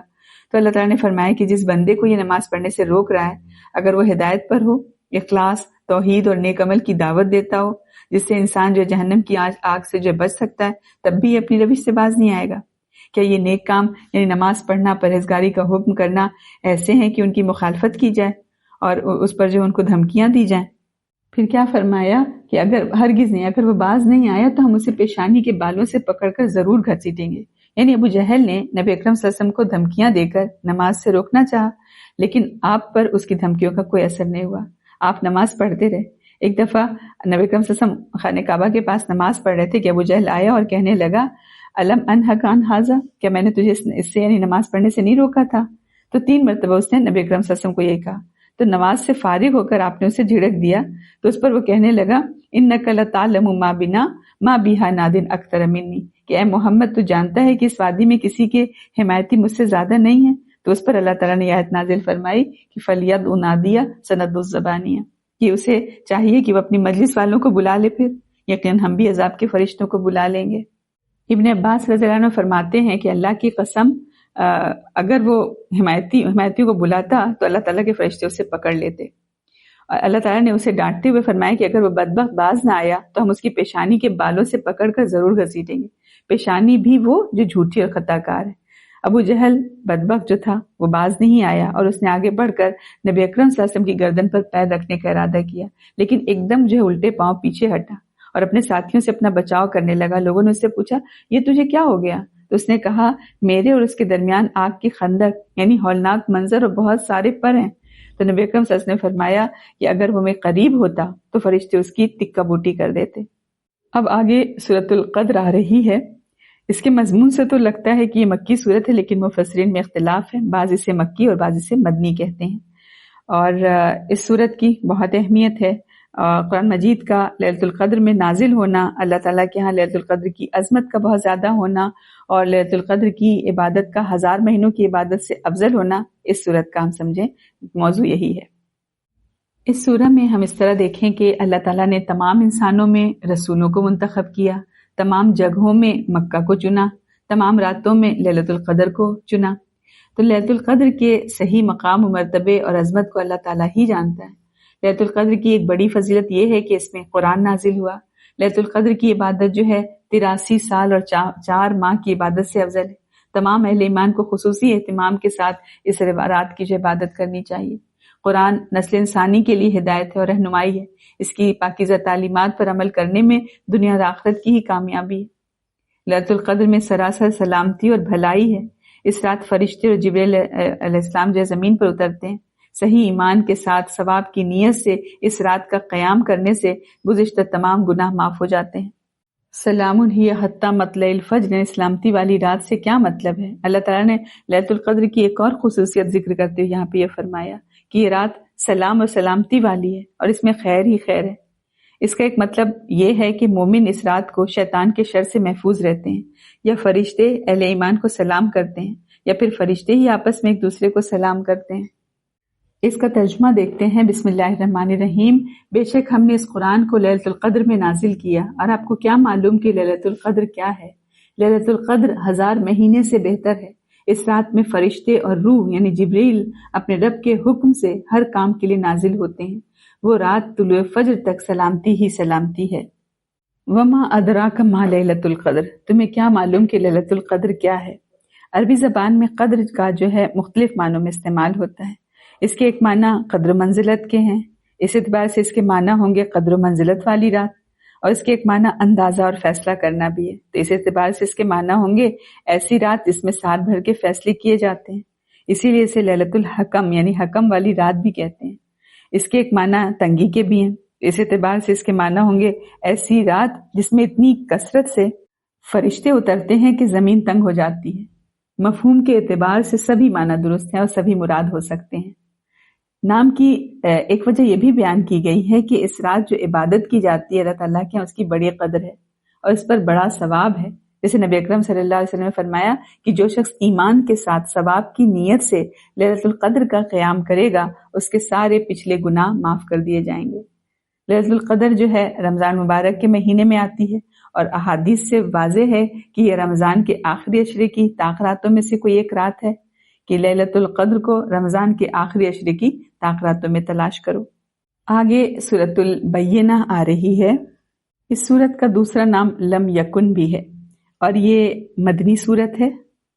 اس سورت کا موضوع ہے کہ قرآن مجید کے ساتھ نبی اکرم صلی اللہ علیہ وسلم کا بھیجا جانا کیوں ضروری تھا، اور اخلاص کی اہمیت اور کفار و مشرکین اور مومنوں کے انجام کو جو بیان کیا گیا ہے۔ اس میں انس بن مالک رضی اللہ عنہ بیان کرتے ہیں کہ نبی اکرم صلی اللہ علیہ وسلم نے حضرت ابی بن کعب سے فرمایا کہ یقیناً اللہ نے مجھے حکم دیا ہے کہ میں تجھ پر سورہ لم یکن الذین کفروا پڑھوں۔ تو حضرت ابی رضی اللہ عنہ نے پوچھا کیا اللہ نے آپ کے سامنے میرا نام لیا ہے؟ تو آپ نے فرمایا ہاں، تمہاری خوشی کی اس پر ابی رضی اللہ عنہ کی آنکھوں میں آنسو آ گئے۔ ترجمہ دیکھتے ہیں۔ بسم اللہ الرحمن الرحیم۔ اہل کتاب کے بعض کافر و مشرکین کفر سے رکنے والے نہ تھے یہاں تک کہ ان کے پاس واضح دلیل آ جائے۔ اللہ تعالیٰ کی طرف سے ایک رسول جو پاکیزہ صحیفے پڑھے جن میں درست اور معتدل احکام ہیں، اور جن لوگوں کو کتاب دی گئی تھی ان میں تفرقہ ان کے پاس واضح دلیل آ جانے کے بعد پڑھا، حالانکہ انہیں یہی حکم دیا گیا تھا کہ وہ بندگی کو اللہ کے لیے خالص کر کے یکسو ہو کر اس کی عبادت کریں اور وہ نماز قائم کریں اور زکوٰۃ دیں، اور یہی سیدھی ملت کا دین ہے۔ بے شک اہل کتاب میں سے جن لوگوں نے کفر کیا اور مشرکین آتش جہنم میں جلیں گے اور وہ اس میں ہمیشہ رہیں گے، وہی لوگ مخلوق میں بدترین ہیں۔ بے شک جو لوگ ایمان لائے اور انہوں نے نیک عمل کیے وہی لوگ مخلوق میں بہترین ہیں۔ ان کی جزا ان کے رب کے ہاں ہمیشہ رہنے والے باغ ہیں جن کے نیچے نہریں بہتی ہیں، وہ ان میں ہمیشہ رہیں گے ابد تک۔ اللہ ان سے راضی اور وہ اللہ سے راضی، یہ اس کو ملتا ہے جو اپنے رب سے ڈر گیا۔ یہاں دیکھیں کہ اللہ تعالیٰ نے نبی اکرم صلی اللہ علیہ وسلم کے بھیجے جانے کے مقصد کو بیان کیا کہ یہود اور نصارہ اور عرب و عجم کے مشرکین جس کفر کی حالت میں مبتلا تھے اس سے ان کا نکلنا اس کے بغیر ممکن نہیں تھا کہ نبی اکرم صلی اللہ علیہ وسلم ان کے پاس روشن دلیل یعنی قرآن لے کر آ جائیں، ان کی گمراہی اور جہالت کو بیان کریں، انہیں ایمان کی دعوت دیں، ان کے کفر کا ہر صورت غلط اور حق کے خلاف ہونا سمجھائیں اور صحیح راہ کو واضح اور مدلل طریقے سے ان کے سامنے پیش کریں۔ یہاں آیت 4 میں ہم دیکھیں کہ جو ہوا یہ بتایا کہ جن لوگوں کو کتاب دی گئی تھی ان میں تفرقہ ان کے پاس واضح دلیل آ جانے کے بعد پڑا، یعنی نبی اکرم صلی اللہ علیہ وسلم کی آمد سے پہلے اہل کتاب جو تھے بڑے متحد تھے، اس کے بعد متفرق و جدا جدا ہو گئے۔ ان میں سے کچھ ایمان لائے لیکن اکثریت جو ہے ایمان سے محروم رہی۔ اللہ تعالیٰ نے فرقوں میں بٹنے والوں میں صرف اہل کتاب کا نام لیا ہے، حالانکہ دوسرے لوگ بھی فرقہ بندی اور گروہ بازی کا شکار تھے، کیونکہ یہ بہرحال علم والے تھے اور آپ کی آمد اور صفات کا تذکرہ ان کی کتابوں میں موجود تھا۔ تو اہل کتاب کا فرض بنتا تھا کہ وہ نبی اکرم صلی اللہ علیہ وسلم پر ایمان لاتے، کیونکہ آپ کی صفات کا تذکرہ ان کی کتابوں میں موجود تھا اور وہ آپ کی بعثت کے منتظر بھی تھے۔ اہل کتاب نے دلائل کو جان لینے کے بعد صرف بغض اور عناد اور ضد اور ہٹ دھرمی کی بنا پر نبی اکرم صلی اللہ علیہ وسلم کا انکار کیا اور فرقوں میں بٹ گئے۔ پھر آگے کیا فرمایا جا رہا ہے کہ یہود و نصارہ اور عرب اور عجم کے مشرک کفر کی وجہ سے بدترین مخلوق ہیں، یہ لوگ ہمیشہ جہنم میں رہیں گے، نہ جہنم سے نکل سکیں گے اور نہ ان سے عذاب ہی ہلکا کیا جائے گا۔ پھر آگے کیا فرمایا کہ ایمان لا کر نیک اعمال کرنے والے بہترین مخلوق ہیں، ان کے لیے ہمیشہ کے باغات اور ان میں چلنے والی جو نہریں ہیں، اللہ ان سے راضی ہے اور وہ اللہ سے راضی ہیں۔ وَرِضْوَانٌ مِّنَ اللَّهِ اکبر، اور اللہ کی رضامندی سب سے بڑی چیز ہے۔ تو فرمایا کہ کس کے لیے ہے اللہ کی رضا؟ ہے نا، بتایا کہ یہ رضا، یہ جزا اور رضامندی ان لوگوں کے لیے ہے جو دنیا میں اللہ سے ڈرتے رہے اور اس ڈر ہی کی وجہ سے اللہ کی نافرمانی سے بچتے رہے۔ اگر کسی وقت بشری تقاضے کے تحت نافرمانی ہو بھی گئی تو فوراً توبہ کر لیا اور آئندہ کے لیے اپنی اصلاح کر لی، یہاں تک کہ اسی اطاعت و فرمانبرداری پر ان کو موت بھی آئی۔ تو اس سے یہ پتہ چل رہا ہے کہ اللہ تعالیٰ سے ڈرنے والا نافرمانی پر اصرار اور ہمیشگی نہیں کر سکتا۔ جو ایسا کرتا ہے تو حقیقت میں اس کا دل اللہ تعالیٰ کے خوف سے خالی ہے۔ آگے سورۃ الزلزال آ رہی ہے۔ اس سورت کے مکی اور مدنی ہونے میں اختلاف ہے اور اس کی فضیلت میں بہت ساری روایات آئی ہیں، لیکن ان میں سے سند کے اعتبار سے کوئی بھی صحیح روایت نہیں۔ اور اس سورت کا موضوع کیا ہے؟ قیامت کے حالات اور انسان کا اپنے کیے ہوئے اعمال کو دیکھنا۔ ترجمہ دیکھتے ہیں۔ بسم اللہ الرحمن الرحیم۔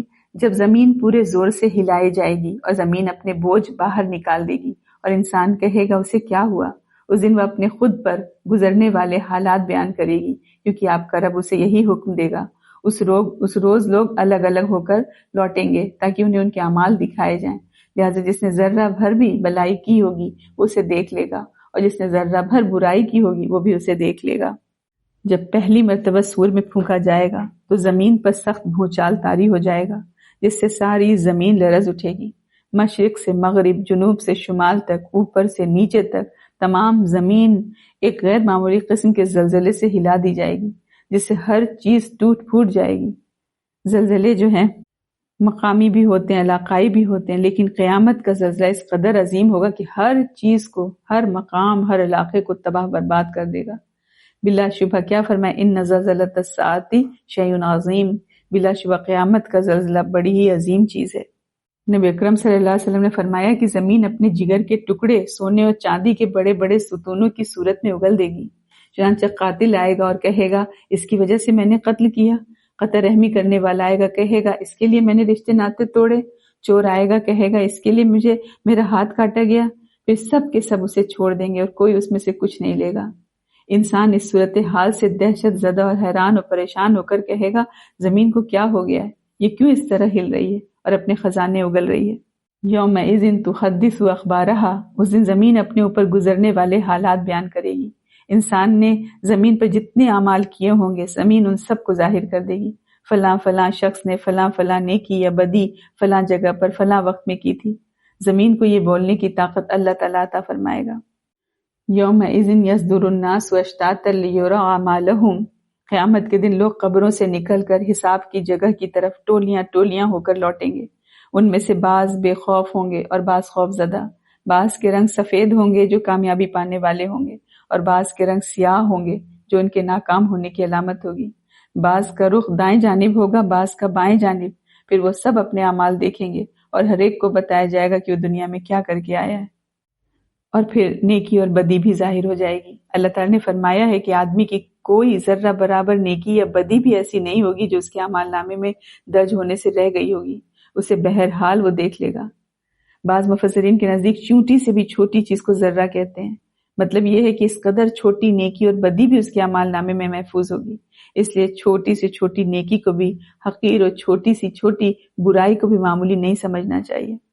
جیسے ایک حدیث ہے کہ جہنم سے بچو، خواہ کھجور کے ایک ٹکڑے صدقہ کرنے کے ذریعے سے ہی بچو، جو یہ نہ پائے تو وہ اچھی بات ہی کے ذریعے سے بچے۔ مطلب یہ ہے کہ کھجور کا ایک ٹکڑا بھی صدقہ کیا جائے تو اللہ تعالیٰ اس کا جو ثواب عطا کرتا ہے اور وہ جہنم کی آگ کو دور کرنے کا باعث بنتا ہے۔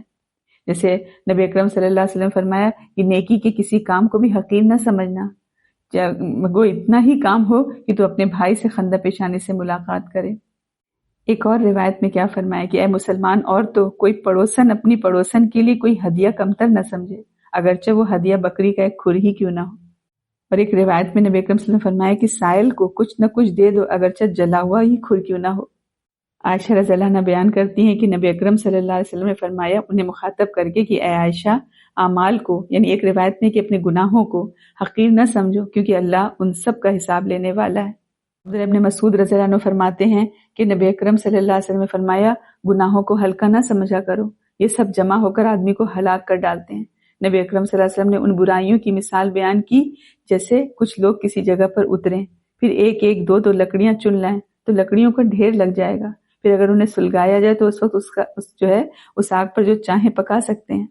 مطلب یہ کہ اسی تھوڑے تھوڑے گناہ جو ہے زیادہ ہو کر اسی طرح جو ہے زیادہ ہو کر آگ کا کام کرتے اور انسان کو جلا دیتے ہیں۔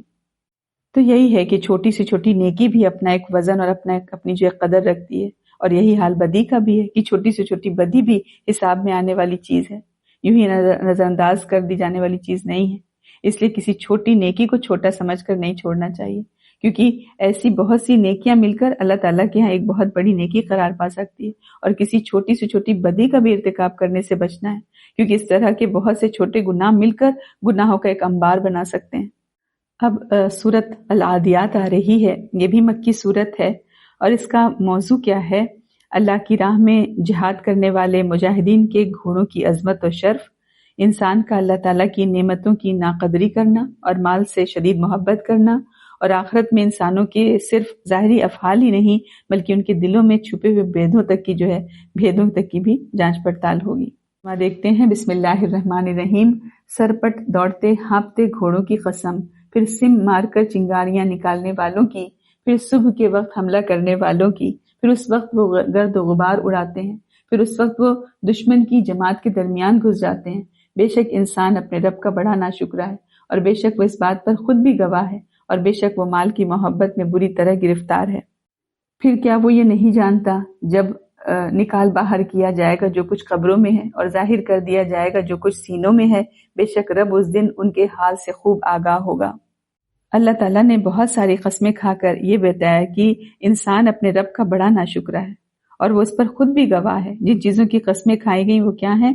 سرپٹ دوڑتے ہانپتے گھوڑوں کی قسم، سم مار کر چنگاریاں نکالنے والے گھوڑوں کی قسم، صبح کے وقت حملہ کرنے والے گھوڑوں کی قسم۔ گھوڑوں کی قسمیں کھا کر اور ان کی خصوصیات ذکر کر کے انسان کو یہ سمجھانا مقصود ہے کہ دیکھو، گھوڑے انسان کے حکم اور اشارے کی وجہ سے میدان جنگ میں اپنی جان کو خطرے میں ڈال کر کیسی کیسی سخت خدمات انجام دیتے ہیں، حالانکہ انسان نے ان گھوڑوں کو پیدا نہیں کیا۔ ان کو جو گھاس دانہ دیتا ہے وہ بھی اس کا پیدا کیا ہوا نہیں ہے۔ انسان تو صرف اللہ کے پیدا کیے ہوئے رزق کو ان تک پہنچانے کا ایک واسطہ بنتا ہے۔ اب گھوڑے کو دیکھو کہ وہ انسان کے صرف اتنے جو ہے معمولی سے احسان کو کیسے پہچانتا اور مانتا ہے کہ اس کے ہلکے سے اشارے پر اپنی جان کو خطرے میں ڈال دے رہا ہے اور سخت سخت مشقت برداشت کر رہا ہے۔ اس کے مقابلے میں انسان کو دیکھو کہ جس کو اللہ تعالیٰ نے پیدا کیا، مختلف کاموں کے لیے طاقت بخشی، عقل و شعور عطا کیا، کھانے پینے کی چیزیں عطا کی، اور اس کی ضروریات کی تمام چیزوں کو اس قدر آسان کر کے اس تک پہنچا دیا کہ عقل حیران ہے۔ مگر انسان ان تمام نعمتوں کا شکر ادا کرنے کے بجائے الٹا شکوے شکایت کرتا رہتا ہے، مصیبتوں تکلیفوں کو یاد رکھتا ہے، جبکہ نعمتوں اور احسانات کو بھول جاتا ہے۔ پھر آگے کیا بتائے کہ انسان مال و دولت سے شدید محبت رکھتا ہے اور اسے اللہ کی راہ میں خرچ کرنے کے بجائے بخیلی اور کنجوسی سے کام لیتا ہے۔ پھر فرمایا کہ قیامت کے دن قبروں میں جو کچھ ہے نکال باہر کیا جائے گا اور سینوں کے راز اور بھید ظاہر کر دیے جائیں گے۔ لہذا انسان کو چاہیے کہ ہر حال میں اللہ تعالیٰ سے ڈرتا رہے اور غلط چیزوں کو دل میں جگہ نہ دے۔ اللہ تعالیٰ انسان کے ہر عمل سے واقف و باخبر ہے، کوئی بھی چیز اس سے مخفی اور پوشیدہ نہیں ہے۔ کیا فرمائے کہ وَحُصِّلَ مَا فِي الصُّدُورِ، اور ظاہر کر دیا جائے گا جو کچھ سینوں میں، یعنی سینوں کے بھید اور راز جن کو وہ سمجھتا تھا کہ یہ ہمیشہ راز ہی رہیں گے، کبھی کسی کو ان کی اطلاع نہیں ہوگی، وہ اس دن باہر نکال لیے جائیں گے، جیسے کہ نفاق، ریاکاری اور دوسری برائیاں ظاہر کر دی جائیں گی، اور ان کا بھی حساب کتاب ہوگا۔ إِنَّ رَبَّهُمْ بِهِمْ يَوْمَئِذٍ لَخَبِيرٌ، کہ اللہ تعالیٰ خوب باخبر ہے۔ اب آگے سورۃ القاریہ آ رہی ہے۔ یہ سورت بھی مکی سورت ہے۔ اس سورت کا موضوع قیامت کی ہولناکیاں، لوگوں کا دوبارہ زندہ ہونا اور جزا و سزا سے دوچار ہونا ہے۔ ترجمہ دیکھتے ہیں، بسم اللہ الرحمن الرحیم۔ کھڑکھڑا دینے والی کیا ہے وہ کھڑکھڑا دینے والی، اور آپ کو کیا معلوم کہ وہ کھڑکھڑا دینے والی کیا ہے؟ جس دن لوگ ایسے ہو جائیں گے جیسے بکھرے ہوئے پروانے، اور پہاڑ دھنکی ہوئی رنگین اون جیسے ہو جائیں گے۔ پھر جس شخص کے پلڑے بھاری ہو گئے تو وہ اپنی پسند کی زندگی میں ہوگا، اور جس شخص کے پلڑے ہلکے ہو گئے تو اس کا ٹھکانہ ہاویہ یعنی گڑھا ہوگا۔ اور آپ کو کیا معلوم کہ ہاویہ کیا ہے؟ وہ سخت دہکتی ہوئی آگ ہے۔ ان آیتوں میں کیا بتایا؟ قیامت کو القاریہ کہا، یعنی قیامت کے بہت سارے نام ہیں، القاریہ بھی ایک نام ہے، یعنی کھٹکھٹانے والی۔ مطلب یہ ہے کہ یہ اپنی ہولناکیوں سے دلوں کو کھٹکھٹائے گی، دلوں کو بیدار اور اللہ کے دشمنوں کو خبردار کرے گی، جیسے دروازہ کھٹکھٹانے والا کرتا ہے۔ اور قیامت کا دن اس قدر ہولناک ہوگا کہ انسان بھی ایسے محسوس ہوں گے کہ وہ منتشر، بے ترتیب اور اندھا دھند گرنے والے پروانے اور پتنگے ہیں جو روشنی پر گرتے ہیں۔ حیرت اور مجبوری میں انہیں زندگی تک کی خبر نہیں ہوتی، ایک دوسرے پر گرتے پڑتے ہیں، انجام سے بے خبر گرتے چلے جاتے ہیں اور مرتے چلے جاتے ہیں۔ اسی طرح مضبوط اور اونچے پہاڑ ایسے ہو جائیں گے جیسے دھنکی ہوئی رنگین اون ہو کہ اس کا ایک ایک ریشہ، ایک ایک بال الگ ہو جاتا ہے، ہوائیں اس کو اڑاتی پھرتی ہیں۔ پھر آگے کیا فرمائے، فَأَمَّا مَنْ ثَقُلَتْ مَوَازِينُهُ، یعنی اعمال کا وزن، اس کی بات ہو رہی ہے۔ یعنی اس بنیاد پر فیصلہ ہوگا کہ آدمی اعمال کی جو پونجی لے کر آیا ہے وہ وزنی ہے یا بے وزن ہے، یا اس کی بھلائیوں کا وزن اس کی برائیوں کے وزن سے زیادہ ہے یا کم ہے۔ تو جن کی نیکیاں زیادہ ہوں گی اور اعمال کے وزن کے وقت جو ہے ان کی نیکیوں والا پلڑا بھاری ہو جائے گا تو وہ لوگ پسندیدہ زندگی میں ہوں گے، اور جن کی نیکیاں کم ہوں گی اور اعمال کے وزن کے وقت ان کی نیکیوں کا والا پلڑا جو ہلکا ہو جائے گا تو ان کا ٹھکانہ ہاویہ، گڑھا ہوگا جہاں سخت دہکتی آگ ہوگی۔ اب آگے سورۃ التکاثر آ رہی ہے، یہ بھی مکی سورت ہے، اور اس کا موضوع جو ہے لوگوں کو دنیا پرستی اور اس کے برے انجام سے خبردار کرنا ہے، اور قیامت کے حالات کا تذکرہ بھی اس میں ہے۔ ترجمہ دیکھتے ہیں، بسم اللہ الرحمن الرحیم۔ باہم بہتات کی حرص نے تمہیں غافل کر دیا، یہاں تک کہ تم قبروں میں جا پہنچے۔ ہرگز نہیں، جلد ہی تم جان لوگے، پھر ہرگز نہیں، جلد ہی تم جان لوگے، ہرگز نہیں، اگر تم یقینی علم کے ساتھ جان لو تو تم ضرور دوزخ کو دیکھو گے، پھر تم اسے ضرور یقین کی آنکھ سے دیکھو گے، پھر اس دن تم سے نعمتوں کی بابت ضرور سوال کیا جائے گا۔ تکاثر سے کیا مطلب ہے، یعنی بہتات سے کیا مطلب ہے؟ اللہ تعالیٰ نے انسان کی کمزوری کا تذکرہ کرتے ہوئے فرمایا کہ باہم کثرت کی خواہش نے تمہیں غافل کر دیا ہے۔ تو کس چیز کی کثرت نے انسان کو غافل کر دیا ہے؟ اس کا ذکر اللہ تعالیٰ نے نہیں فرمایا، جس کا مطلب یہ ہے کہ ہر اس چیز کو یہ شامل ہے جس کو انسان پسند کرتا ہے، جیسے مال، دولت، اولاد، بلند و بالا، عالی شان رہائش گاہیں، منصب، اقتدار، قوم اور قبیلے کی کثرت وغیرہ۔ مطلب یہ ہے کہ انسان اپنی پوری زندگی انہی چیزوں کے حاصل کرنے میں کھپا دیتا ہے، اور ان سے اہم ترین چیز جو ہے یعنی اللہ تعالیٰ کی یاد، اخلاقی حدود کی پابندی، حقداروں کے حقوق اور اپنی آخرت کی فکر، اس سے یہ غافل رہتا ہے، یہاں تک کہ اسے موت آ جاتی ہے۔ نبی اکرم صلی اللہ علیہ وسلم فرمایا کہ اگر ابن آدم کے لیے مال و دولت سے بھری ہوئی 2 وادیاں ہوں تو وہ اس پر قناعت کرنے کے بجائے تیسری کی تلاش میں لگ جائے گا، اور ابن آدم کے پیٹ کو تو مٹی کے سوا کوئی چیز نہیں بھر سکتی۔ پھر اللہ تعالیٰ اس شخص کی توبہ قبول کرتا ہے جو اس کی طرف رجوع کرے۔ ایک اور روایت میں ہے کہ ابن آدم کہتا ہے کہ میرا مال میرا مال، حالانکہ اے ابن آدم تیرا مال تو وہی ہے جس کو تو نے کھا کر فنا کر دیا اور پہن کر بوسیدہ کر دیا، صدقہ کر کے آگے آخرت کے لیے بھیج دیا۔ اور دوسری روایت میں ہے کہ اور اس کے سوا جو کچھ ہے وہ تیرے ہاتھ سے جانے والا ہے اور تو اس کو لوگوں کے لیے چھوڑنے والا ہے۔ حضرت ضحاک بن قیس رضی اللہ عنہ نے ایک شخص کے ہاتھ میں ایک درہم دیکھ کر پوچھا، یہ درہم کس کا ہے؟ اس نے کہا میرا۔ تو ضحاک رضی اللہ عنہ نے کہا یہ تیرا نہیں ہے، یہ تیرا اس وقت ہوگا جب تو اسے کسی نیک کام میں خرچ کرے گا یا اللہ تعالیٰ کے شکر کے طور پر خرچ کرے گا۔ جب تک تو مال کو، ایک شعر انہوں نے پڑھا جس کا ترجمہ یہ ہے کہ جب تک تو مال کو لیے بیٹھا ہے تو مال کی ملکیت میں ہے، اور جب تو اسے خرچ کر دے گا تو وہ مال تیری ملکیت میں ہو جائے گا۔ آگے ہے ثم لتسألن یومئذ عن النعیم، کہ کن نعمتوں کے بارے میں سوال ہوگا۔ قیامت کے دن ان نعمتوں کے بارے میں سوال ہوگا جو اللہ تعالیٰ نے دنیا میں عطا کی ہوں گی، جیسے آنکھ، کان، دل، دماغ، امن و صحت، مال اور دولت، اولاد وغیرہ۔ ابو ہریرہ رضی اللہ عنہ بیان کرتے ہیں کہ ایک دفعہ نبی اکرم صلی اللہ علیہ وسلم رات یا دن کے وقت باہر نکلے تو ابوبکر رضی اللہ عنہ اور عمر رضی اللہ عنہ کو بھی دیکھا، تو ان سے پوچھا کہ کس چیز نے تم دونوں کو اس پہر میں تمہارے گھروں سے نکالا ہے؟ تو ان دونوں نے جواب دیا کہ بھوک نے، اے اللہ کے رسول۔ تو اس پر آپ صلی اللہ علیہ وسلم نے فرمایا اور قسم ہے اس ذات کی جس کے ہاتھ میں میری جان ہے، مجھے بھی اسی چیز یعنی بھوک نے نکالا ہے جس نے تم دونوں کو نکالا ہے۔ تو وہ دونوں آپ کے ساتھ چلے۔ اب آپ ایک انصاری صحابی کے پاس آئے، وہ اس وقت گھر میں موجود نہیں تھے۔ جب اس کی بیوی نے آپ کو دیکھا تو کہا مرحباً و اہلاً، خوش آمدید۔ آپ نے اس سے پوچھا کہ میں انصاری کہاں ہے؟ تو انہوں نے جواب دیا کہ ہمارے لیے میٹھا پانی لینے گئے۔ اتنے میں وہ انصاری صحابی بھی آ گئے، تو نبی اکرم صلی اللہ علیہ وسلم اور آپ کے صحابہ کو دیکھ کر وہ خوشی سے کہنے لگے الحمدللہ، آج کسی کے پاس ایسے عزت والے مہمان نہیں ہیں جیسے میرے پاس ہیں۔ پھر وہ کھجور کا ایک خوشہ لے آئے جس میں آدھی پکی سوکھی اور تازہ کھجوریں تھیں اور انہیں کھانے کو کہا۔ پھر انہوں نے چھری پکڑی تو جو آپ نے دودھ والی بکری ذبح کرنے سے منع کیا، تو انہوں نے ایک بکری ذبح کی، سب نے اس کا گوشت اور کھجوریں کھائیں اور پانی پیا، سب سیر ہو گئے۔ تو نبی اکرم صلی اللہ علیہ وسلم نے ابو بکر رضی اللہ عنہ اور عمر رضی اللہ عنہ سے فرمایا قسم ہے اس ذات کی جس کے ہاتھ میں میری جان ہے، تم سے قیامت کے دن اس نعمت کے بارے میں ضرور سوال کیا جائے گا کہ تم بھوک کی حالت میں اپنے گھروں سے نکلے، پھر گھر واپس نہیں لوٹے یہاں تک کہ تم کو یہ نعمت ملی۔ اب آگے سورۃ العصر آ رہی ہے اور یہ بھی مکی صورت ہے، اور اس صورت کا جو موضوع ہے وہ ہے دنیا اور آخرت میں انسان کی سعادت مندی اور بدبختی کے اسباب۔ اور یہ بہت ہی مختصر سورہ ہے، لیکن مختصر کلام تو ہے لیکن بے نظیر ہے۔ اور اس امام شافعی رحمۃ اللہ علیہ فرماتے ہیں کہ اگر لوگ اس سورت کو غور و فکر کے ساتھ پڑھ لیں تو دین و دنیا کی درستی کے لیے کافی ہو جائے۔ اور آتا ہے روایت میں کہ نبی اکرم صلی اللہ علیہ وسلم کے صحابہ میں سے 2 صحابی جب آپس میں ملتے تو اس وقت تک جدا نہیں ہوتے تھے جب تک ان میں سے ایک دوسرے کو یہ سورۃ العصر نہ سنا دیتے، پھر وہ سلام کر کے رخصت ہو جاتے۔ ترجمہ دیکھتے ہیں۔ بسم اللہ الرحمن الرحیم۔ زمانے کی قسم، بے شک انسان خسارے میں ہے سوائے ان لوگوں کے جو ایمان لائے اور انہوں نے نیک عمل کیے اور ایک دوسرے کو حق کی تلقین کی اور ایک دوسرے کو صبر کی تلقین کی۔ اللہ تعالیٰ نے زمانے کی قسم کھا کر کہا ہے کہ بلا شبہ انسان خسارے میں ہے۔ زمانے سے مراد شب و روز کی یہ گردش اور ان کا عدل بدل کر آنا ہے۔ رات آتی ہے تو اندھیرا چھا جاتا ہے اور دن طلوع ہوتا ہے تو ہر چیز جو ہے روشن ہو جاتی ہے۔ آدمی ہر لمحہ اپنی موت کی طرف جا رہا ہے۔ اس کا مطلب یہ ہے کہ آدمی اگر اپنی عمر کی مہلت کو استعمال نہ کرے تو آخرکار اس کے حصے میں جو چیز آئے گی وہ صرف ہلاکت ہے۔ کامیاب ہونے کے لیے آدمی کو خود عمل کرنا ہے، جبکہ ناکامی کے لیے کسی عمل کی ضرورت ہی نہیں ہے، وہ اپنے آپ اس کی طرف بھاگی چلی آ رہی ہے۔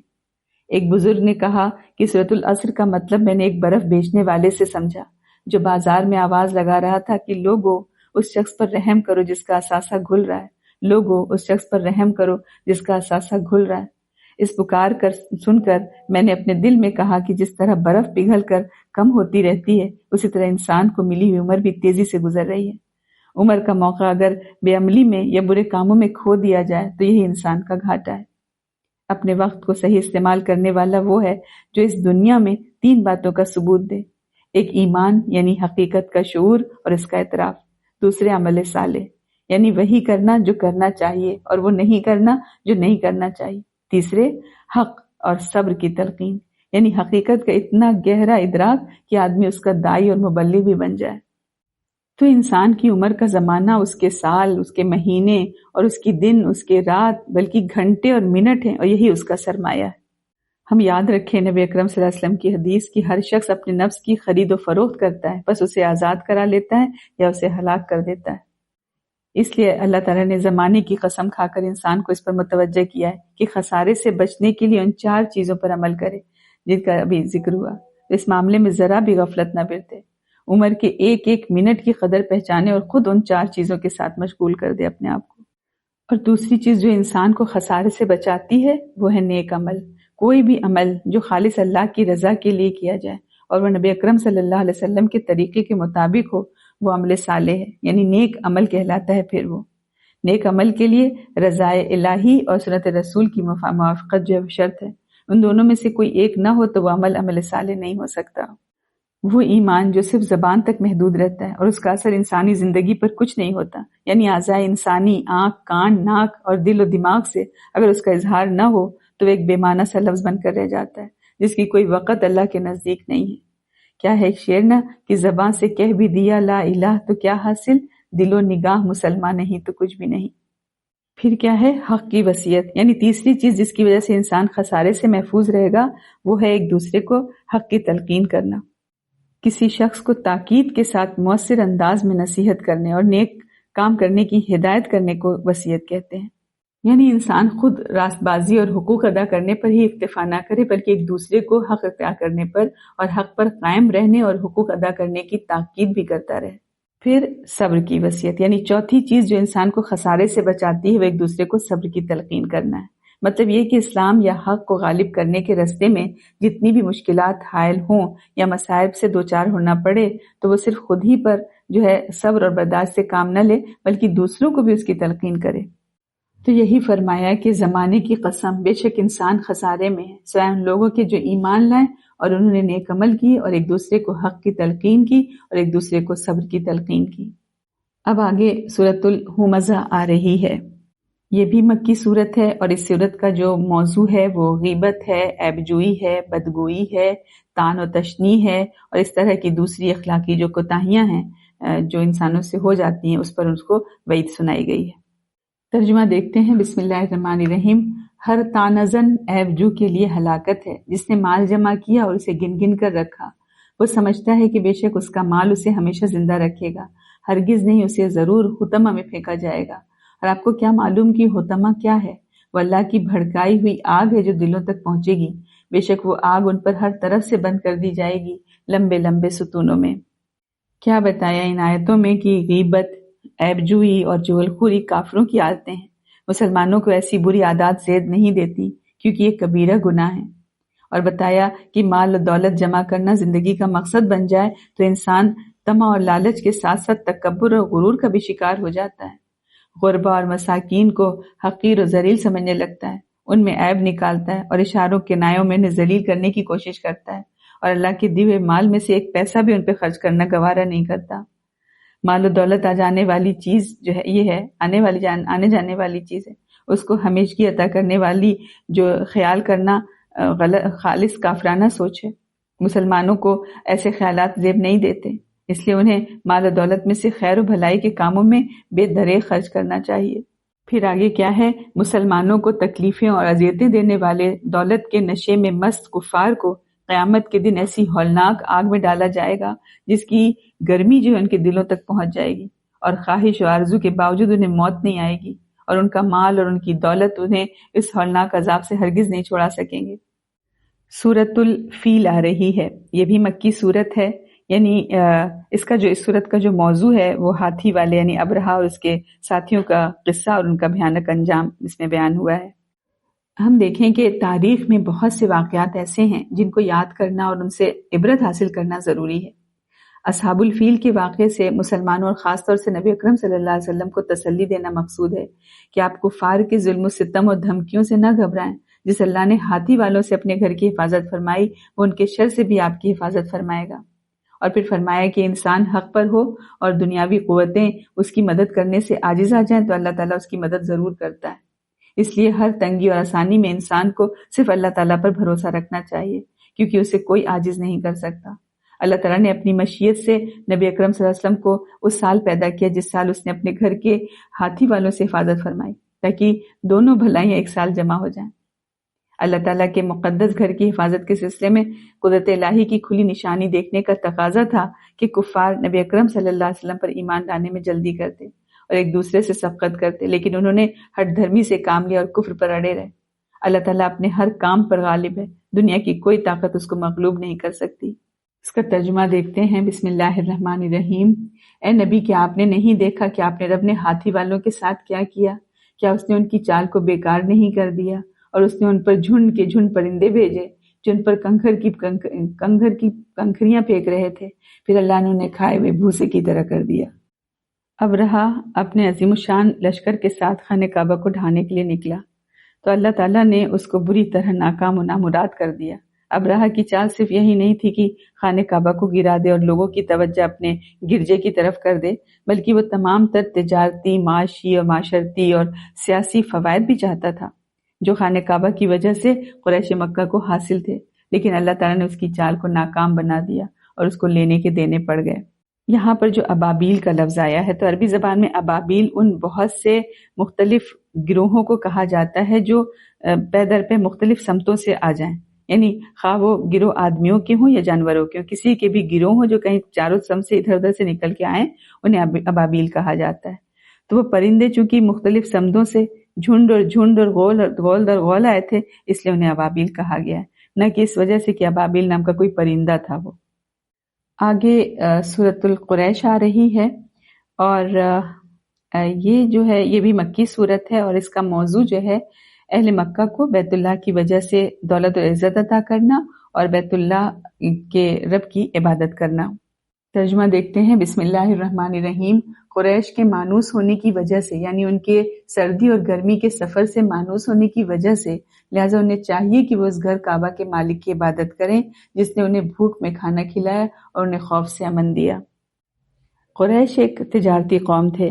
گرمی کے زمانے میں ان کے تجارتی قافلے شام اور فلسطین کی طرف جاتے تھے، اور سردیوں کے زمانے میں وہ یمن کی طرف تجارتی سفر کرتے تھے۔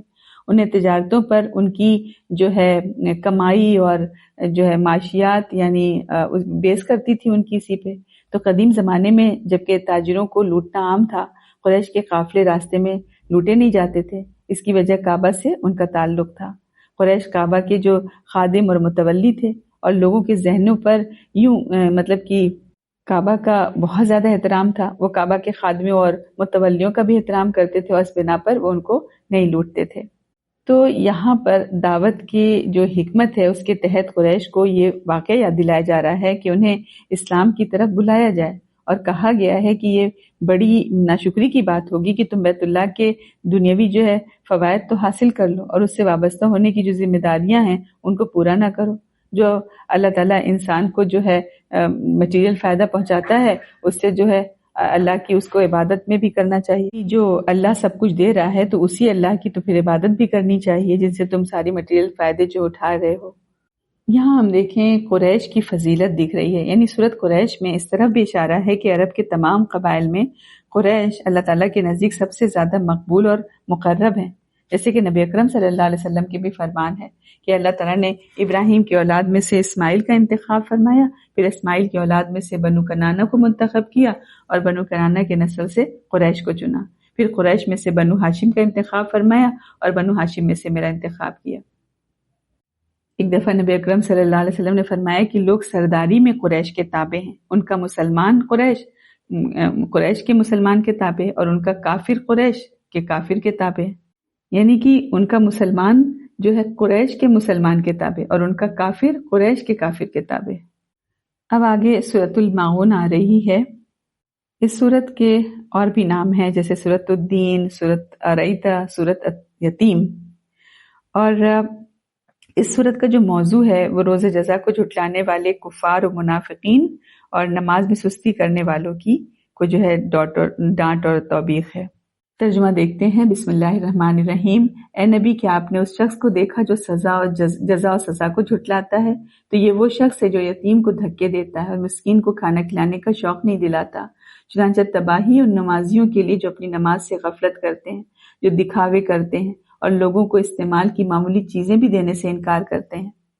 اللہ تعالیٰ نے نبی اکرم صلی اللہ علیہ وسلم کو خطاب کر کے فرمایا ہے کہ کیا آپ نے اس شخص کو پہچانا جو روز جزا کو جھٹلاتا ہے؟ یہ خطاب اگرچہ کہ نبی اکرم صلی اللہ علیہ وسلم کو ہے، لیکن تبصرہ کفار مکہ پر ہے جو آخرت کے منکر تھے، اور اس انکار نے بہت سی اخلاقی برائیاں ان میں پیدا کر دی تھی۔ ان میں سے ایک یہ تھی کہ وہ یتیم کی دیکھ بھال نہیں کرتے تھے۔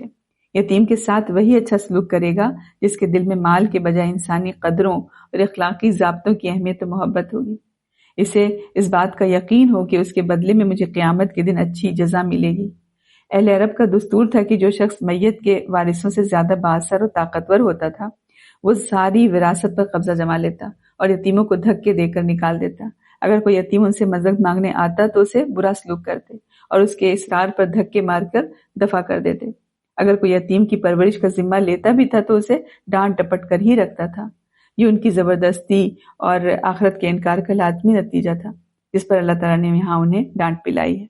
اور دیکھیں، جو مسکین کو کھانا کھلانے پر ابھارا گیا ہے تو ہمارے لیے سبق ہے کہ ہم اپنے معاشرے میں جو غریب، مسکین، محتاج، بھوکے لوگ ہیں جو مر رہے ہیں ان کے حقوق کو ہم پہچانیں اور ان کی بھوک مٹانے کے لیے ہم کچھ کریں۔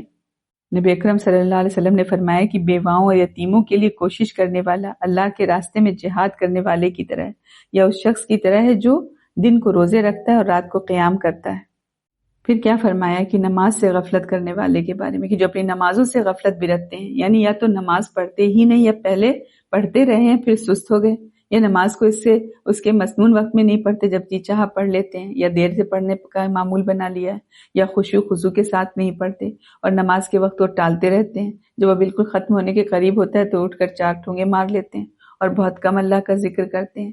نبی اکرم صلی اللہ علیہ وسلم نے فرمایا نا کہ یہ منافق کی نماز ہے کہ بیٹھا ہوا سورج کو دیکھتا ہے یہاں تک کہ جب وہ شیطان کے 2 سینگوں کے درمیان ہو جاتا ہے یعنی غروب ہونے لگتا ہے تو کھڑے ہو کر مرغ کی طرح 4 ٹھونگے مار لیتا ہے۔ اس میں اللہ کا ذکر بہت کم کرتا ہے۔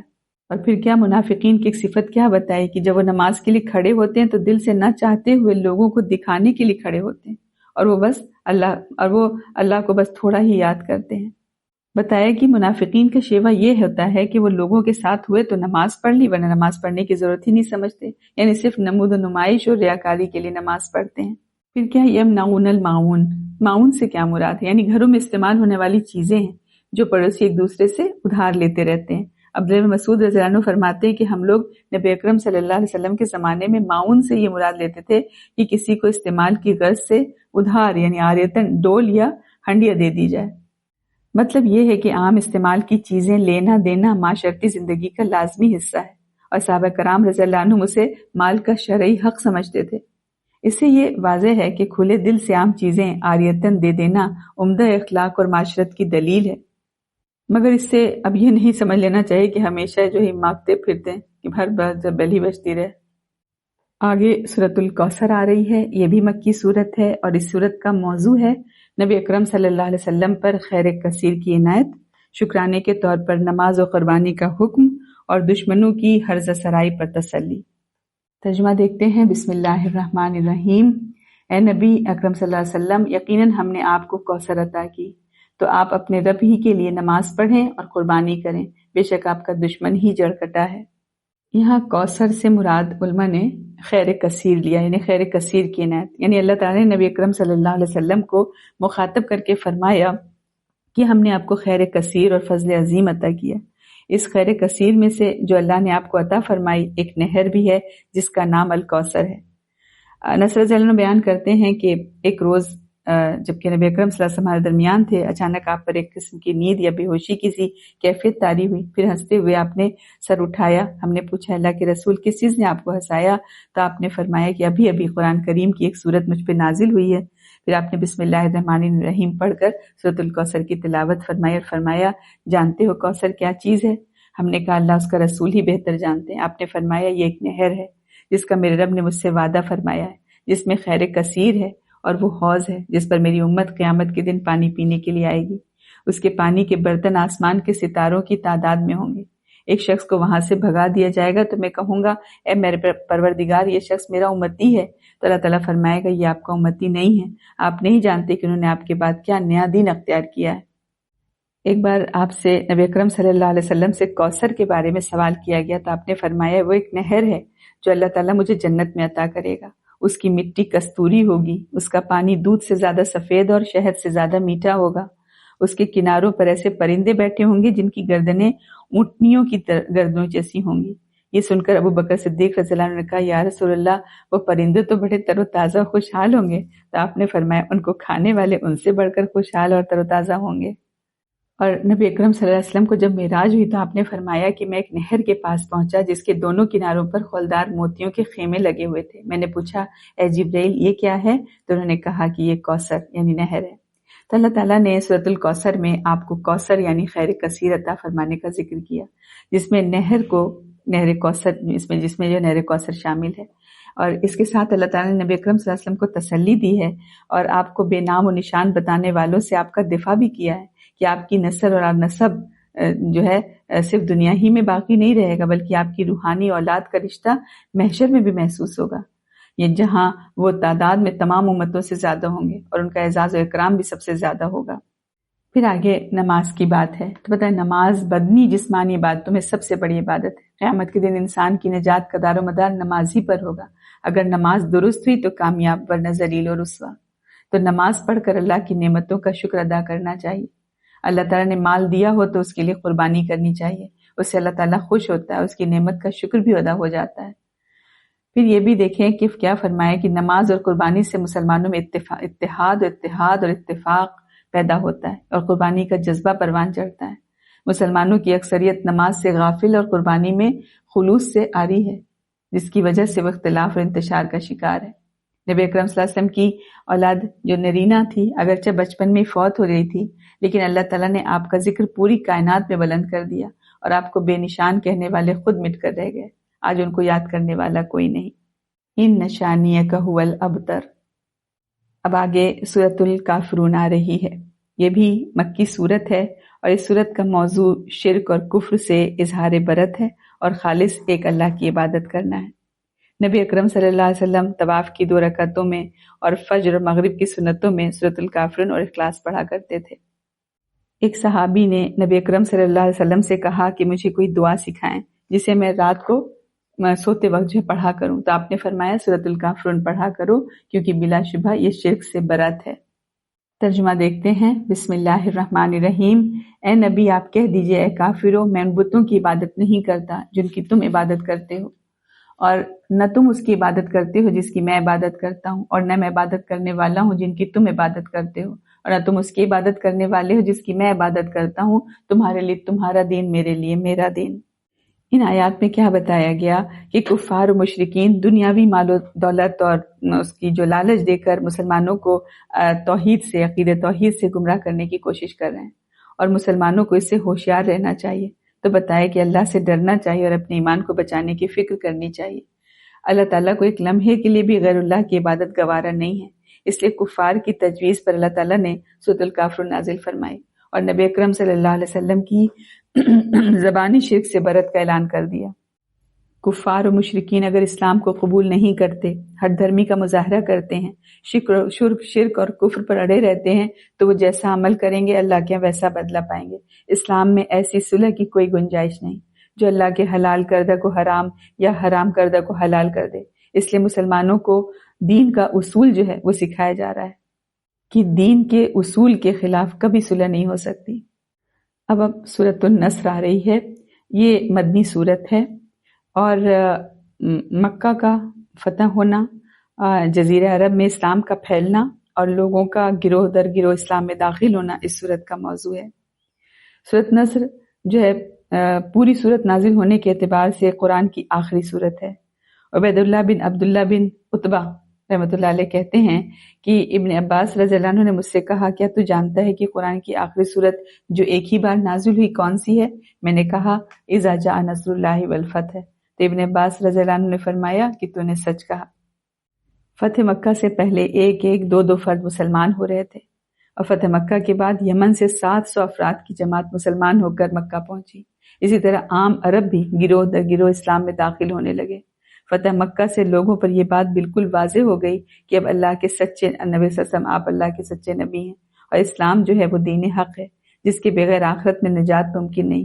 اللہ کی مدد آنے سے یہی مراد ہے یہاں پر کہ اسلام اور مسلمان کفر اور کافروں پر غلبہ پا لیں گے۔ دیکھتے ہیں ترجمہ۔ اے نبی، جب اللہ کی مدد اور فتح آ جائے گی اور آپ لوگوں کو دیکھیں گے کہ وہ اللہ کے دین میں گروہ در گروہ داخل ہو رہے ہیں، تو آپ اپنے رب کی حمد کے ساتھ تسبیح کیجئے اور اس سے بخشش مانگیے، بلا شبہ وہ بڑا توبہ قبول کرنے والا ہے۔ ان آیات کی جو ہے حکمت و تقاضے کیا ہیں کہ اللہ تعالیٰ نے دین اسلام اور امت محمد صلی اللہ علیہ وسلم کی مدد کا وعدہ کیا ہے، لیکن اللہ تعالیٰ اسی وقت اپنے بندوں کی مدد کرتا ہے جب وہ اس کے دین کے مددگار بن کر کام کرتے ہیں، اور اللہ تعالیٰ جس سے بھلائی کا ارادہ کرتا ہے اس کو اپنے دین کی سمجھ عطا کرتا ہے۔ اس میں عمر، تجربے اور بزرگی کی کوئی قید نہیں ہے۔ نبی اکرم صلی اللہ علیہ وسلم وفات پا چکے ہیں اور دنیاوی زندگی سے ان کا تعلق اور رابطہ جو ختم ہو چکا ہے۔ اب آپ برزخی زندگی گزار رہے ہیں جس کا علم اللہ تعالیٰ کے سوا کسی کو نہیں۔ صحابہ اور سلف صالحین کا یہی عقیدہ تھا۔ اللہ تعالیٰ کسی نعمت سے سرفراز کرے تو بندے کو اللہ تعالیٰ کا شکر ادا کرنا چاہیے اور کثرت کے ساتھ توبہ استغفار کا اہتمام کرنا چاہیے۔ پوری زندگی میں اور خاص طور سے زندگی کے آخری دنوں میں اللہ تعالیٰ کی حمد و تسبیح استغفارات کا جو ہے کثرت سے اہتمام کرنا چاہیے۔ رکوع و سجدے میں بھی کثرت کے ساتھ یہ دعا کہ سبحانک اللہم ربنا و بحمدک اللہم اغفر لی پڑھنا چاہیے۔ اور دین اسلام کے لیے کوئی بڑی خدمت انجام دینے کے بعد بھی یہی سمجھنا چاہیے کہ میں اللہ تعالیٰ کا حق جو ہے ویسا نہیں ادا کر پا رہا ہوں جیسا کہ حق ہے، اور اللہ تعالیٰ سے اپنے گناہوں کی معافی مانگنی چاہیے۔ اب سورۃ لہب آ رہی ہے، اور اس کا دوسرا نام سورۃ المسد بھی ہے، اور یہ مکی سورت ہے، اور اس سورت کا موضوع ابو لہب اور اس کی بیوی کی مذمت اور دنیا اور آخرت میں اس کے بھیانک انجام کا تذکرہ ہے۔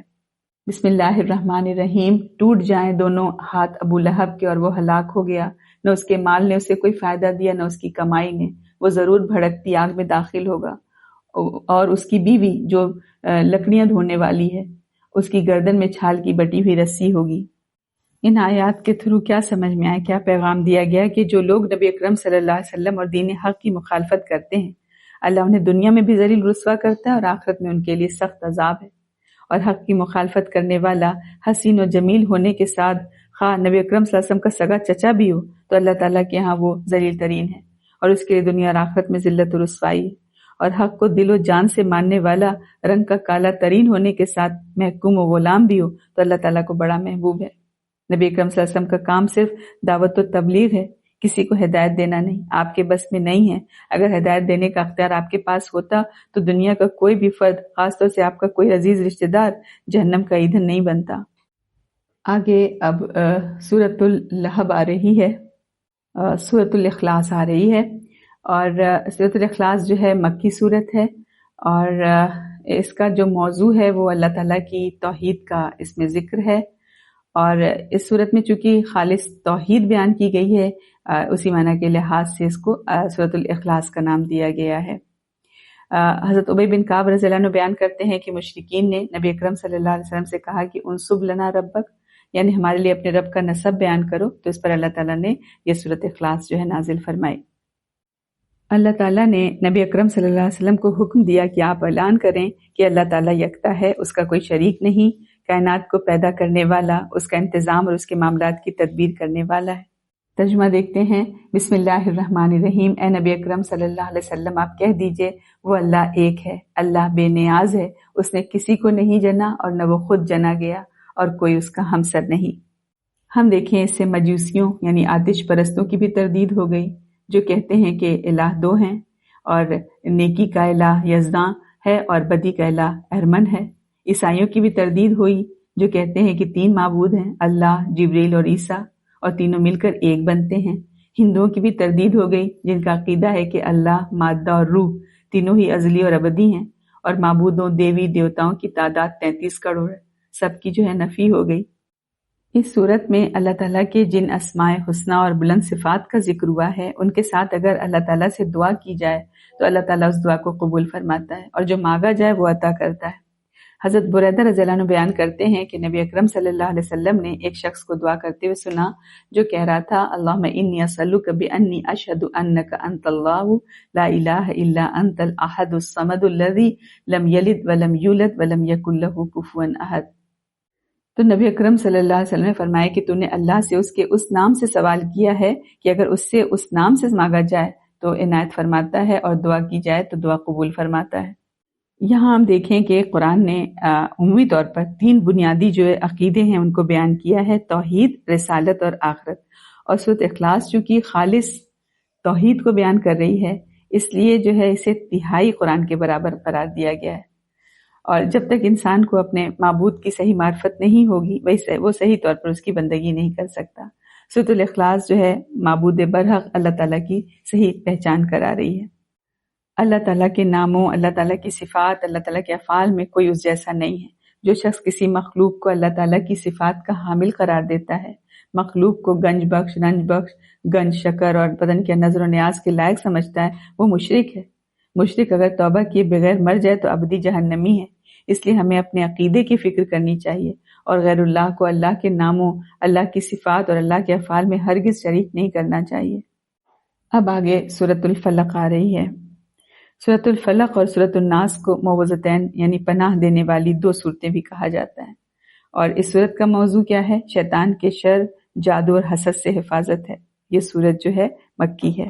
بسم اللہ الرحمن الرحیم۔ اے نبی اکرم صلی اللہ علیہ وسلم کہہ دیجئے میں صبح کے رب کی پناہ میں آتا ہوں ہر اس چیز کے شر سے جو اس نے پیدا کی، اور اندھیری رات کے شر سے جب وہ چھا جائے، اور گروہوں میں پھونکنے مارنے والیوں کے شر سے، اور حسد کرنے والے کے شر سے جب وہ حسد کرے۔ ابن عابس رضی اللہ عنہ بیان کرتے ہیں کہ نبی اکرم صلی اللہ علیہ وسلم نے ان سے فرمایا کہ اے ابن عابس، کیا میں تجھے سب سے بہترین تعویذ نہ بتاؤں جس کے ذریعے سے پناہ طلب کرنے والے پناہ طلب کرتے ہیں؟ انہوں نے عرض کیا ہاں ضرور بتائیے اے اللہ کے رسول۔ آپ نے فرمایا قل اعوذ برب الفلق اور قل اعوذ برب الناس، یہ دونوں صورتیں۔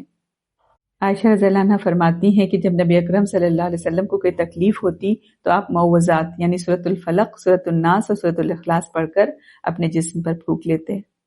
ان آیات میں کیا بتایا گیا کہ نقصان دہ اور موذی چیزوں سے پناہ دینے والی صرف اللہ کی ذات ہے، لہٰذا ان چیزوں کے شر سے اللہ تعالیٰ کی پناہ مانگنی چاہیے۔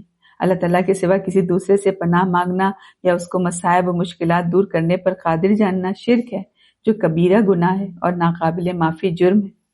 جادو کی تاثیر برحق ہے، لیکن اللہ تعالیٰ کے حکم کے بغیر یہ کسی کو نفع نہیں پہنچا سکتا اور نہ نقصان۔ ہر مسلمان کا یہی عقیدہ ہونا چاہیے۔ جادو ہو جانے کی صورت میں قرآنی آیات اور مسنون دعاؤں کے ذریعے سے اس کا علاج کرنا چاہیے۔ جادو کا توڑ جادو سے یا کفریہ اور شرکیہ کلمات سے کرنا حرام اور گناہ کا کام ہے، اس سے ہر صورت بچنا چاہیے۔ جادو کرنا کفر ہے اور جادو کرنے والا کافر ہے، اور جادوگر کی سزا قتل ہے اسلامی مملکت میں۔ شام کے وقت بچوں کو گھروں سے باہر نہیں نکلنے دینا چاہیے اور گھروں کے دروازے بند کر دینے چاہیے، کیونکہ یہ شیاطین کے پھیلنے کا وقت ہے اور وہ بچوں کو نقصان پہنچاتے ہیں۔ حسد ایک نہایت بری اخلاقی بیماری ہے جو انسان کی دینداری کا بیڑا غرق کر دیتی ہے۔ ہر مسلمان کو اس بیماری سے بچنے کی ہر ممکن کوشش کرنی چاہیے۔ اب آگے سورۃ الناس آ رہی ہے، یہ بھی مکی سورت ہے، اور اس سورت کا موضوع جو ہے وہ شیطان، اس کے چیلوں اور ہر قسم کے شر سے اللہ تعالیٰ کی پناہ میں آنا ہے۔ اور سورۃ الفلق اور سورۃ الناس کی جو ہے وہ کامن جو ہے فضیلت ہے۔ علی رضی اللہ عنہ بیان کرتے ہیں کہ ایک بچھو نے نبی اکرم صلی اللہ علیہ وسلم کو نماز میں ڈس لیا۔ جب آپ صلی اللہ علیہ وسلم نماز سے فارغ ہوئے تو فرمایا کہ اللہ تعالیٰ بچھو پر لعنت کرے، یعنی کہ یہ نہ کسی نمازی کو چھوڑتا ہے اور نہ کسی اور کو چھوڑتا ہے۔ اور پھر آپ نے پانی اور نمک منگوا کر اس کے اوپر ملا اور ساتھ ہی ساتھ قل یا الکافرون اور قل اعوذ برب الفلق اور قل اعوذ برب الناس پڑھتے رہے۔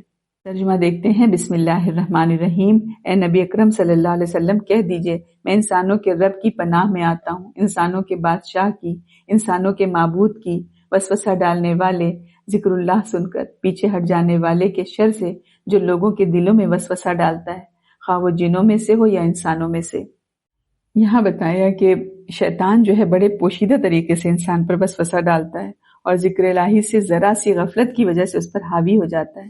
اس لیے انسان کو ہر وقت ذکر الہی میں مشغول رہنا چاہیے اور شیطانی جو وسوسوں سے اللہ تعالیٰ کی پناہ مانگنی چاہیے۔ جس طرح خود برے کاموں سے بچنا انسان کے لیے ضروری ہے، اسی طرح مسلمانوں کو اپنے بارے میں بدگمانی کا بھی موقع دینا بھی درست نہیں ہے۔ اگر کوئی ایسا موقع آ جائے تو بات واضح کر کے تہمت کے موقع کو ختم کر دینا چاہیے۔ الذی یوسوس فی صدور الناس، اور انسانی دشمن کا علاج عفو درگزر، حسن سلوک اور صبر تحمل سے کرنا چاہیے، اس سے وہ دشمن کے بجائے محبوب بن جائے گا۔ لیکن اگر یہ تدابیر کارگر نہ ہو تو پھر قوت یعنی جہاد و قتال کے ذریعے اس کا علاج کیا جائے۔ مومن ہر حال میں خوش نصیب ہے، اگر دشمن پر غلبہ پالے تو بھی کامیاب، شہید ہو جائے تو بھی کامیاب۔ یہ اعزاز مومن کے علاوہ کسی کو حاصل نہیں۔ شیطان انسان کا کھلا دشمن ہے، جس سے مقابلے کے لیے انسان کو ہمیشہ تیار رہنا ہے اور کسی بھی موقع پر ہار جو تسلیم نہیں کرنی ہے، کیونکہ شیطان کے مقابلے میں ہار جانا آخرت کو تباہ برباد کر لینا ہے۔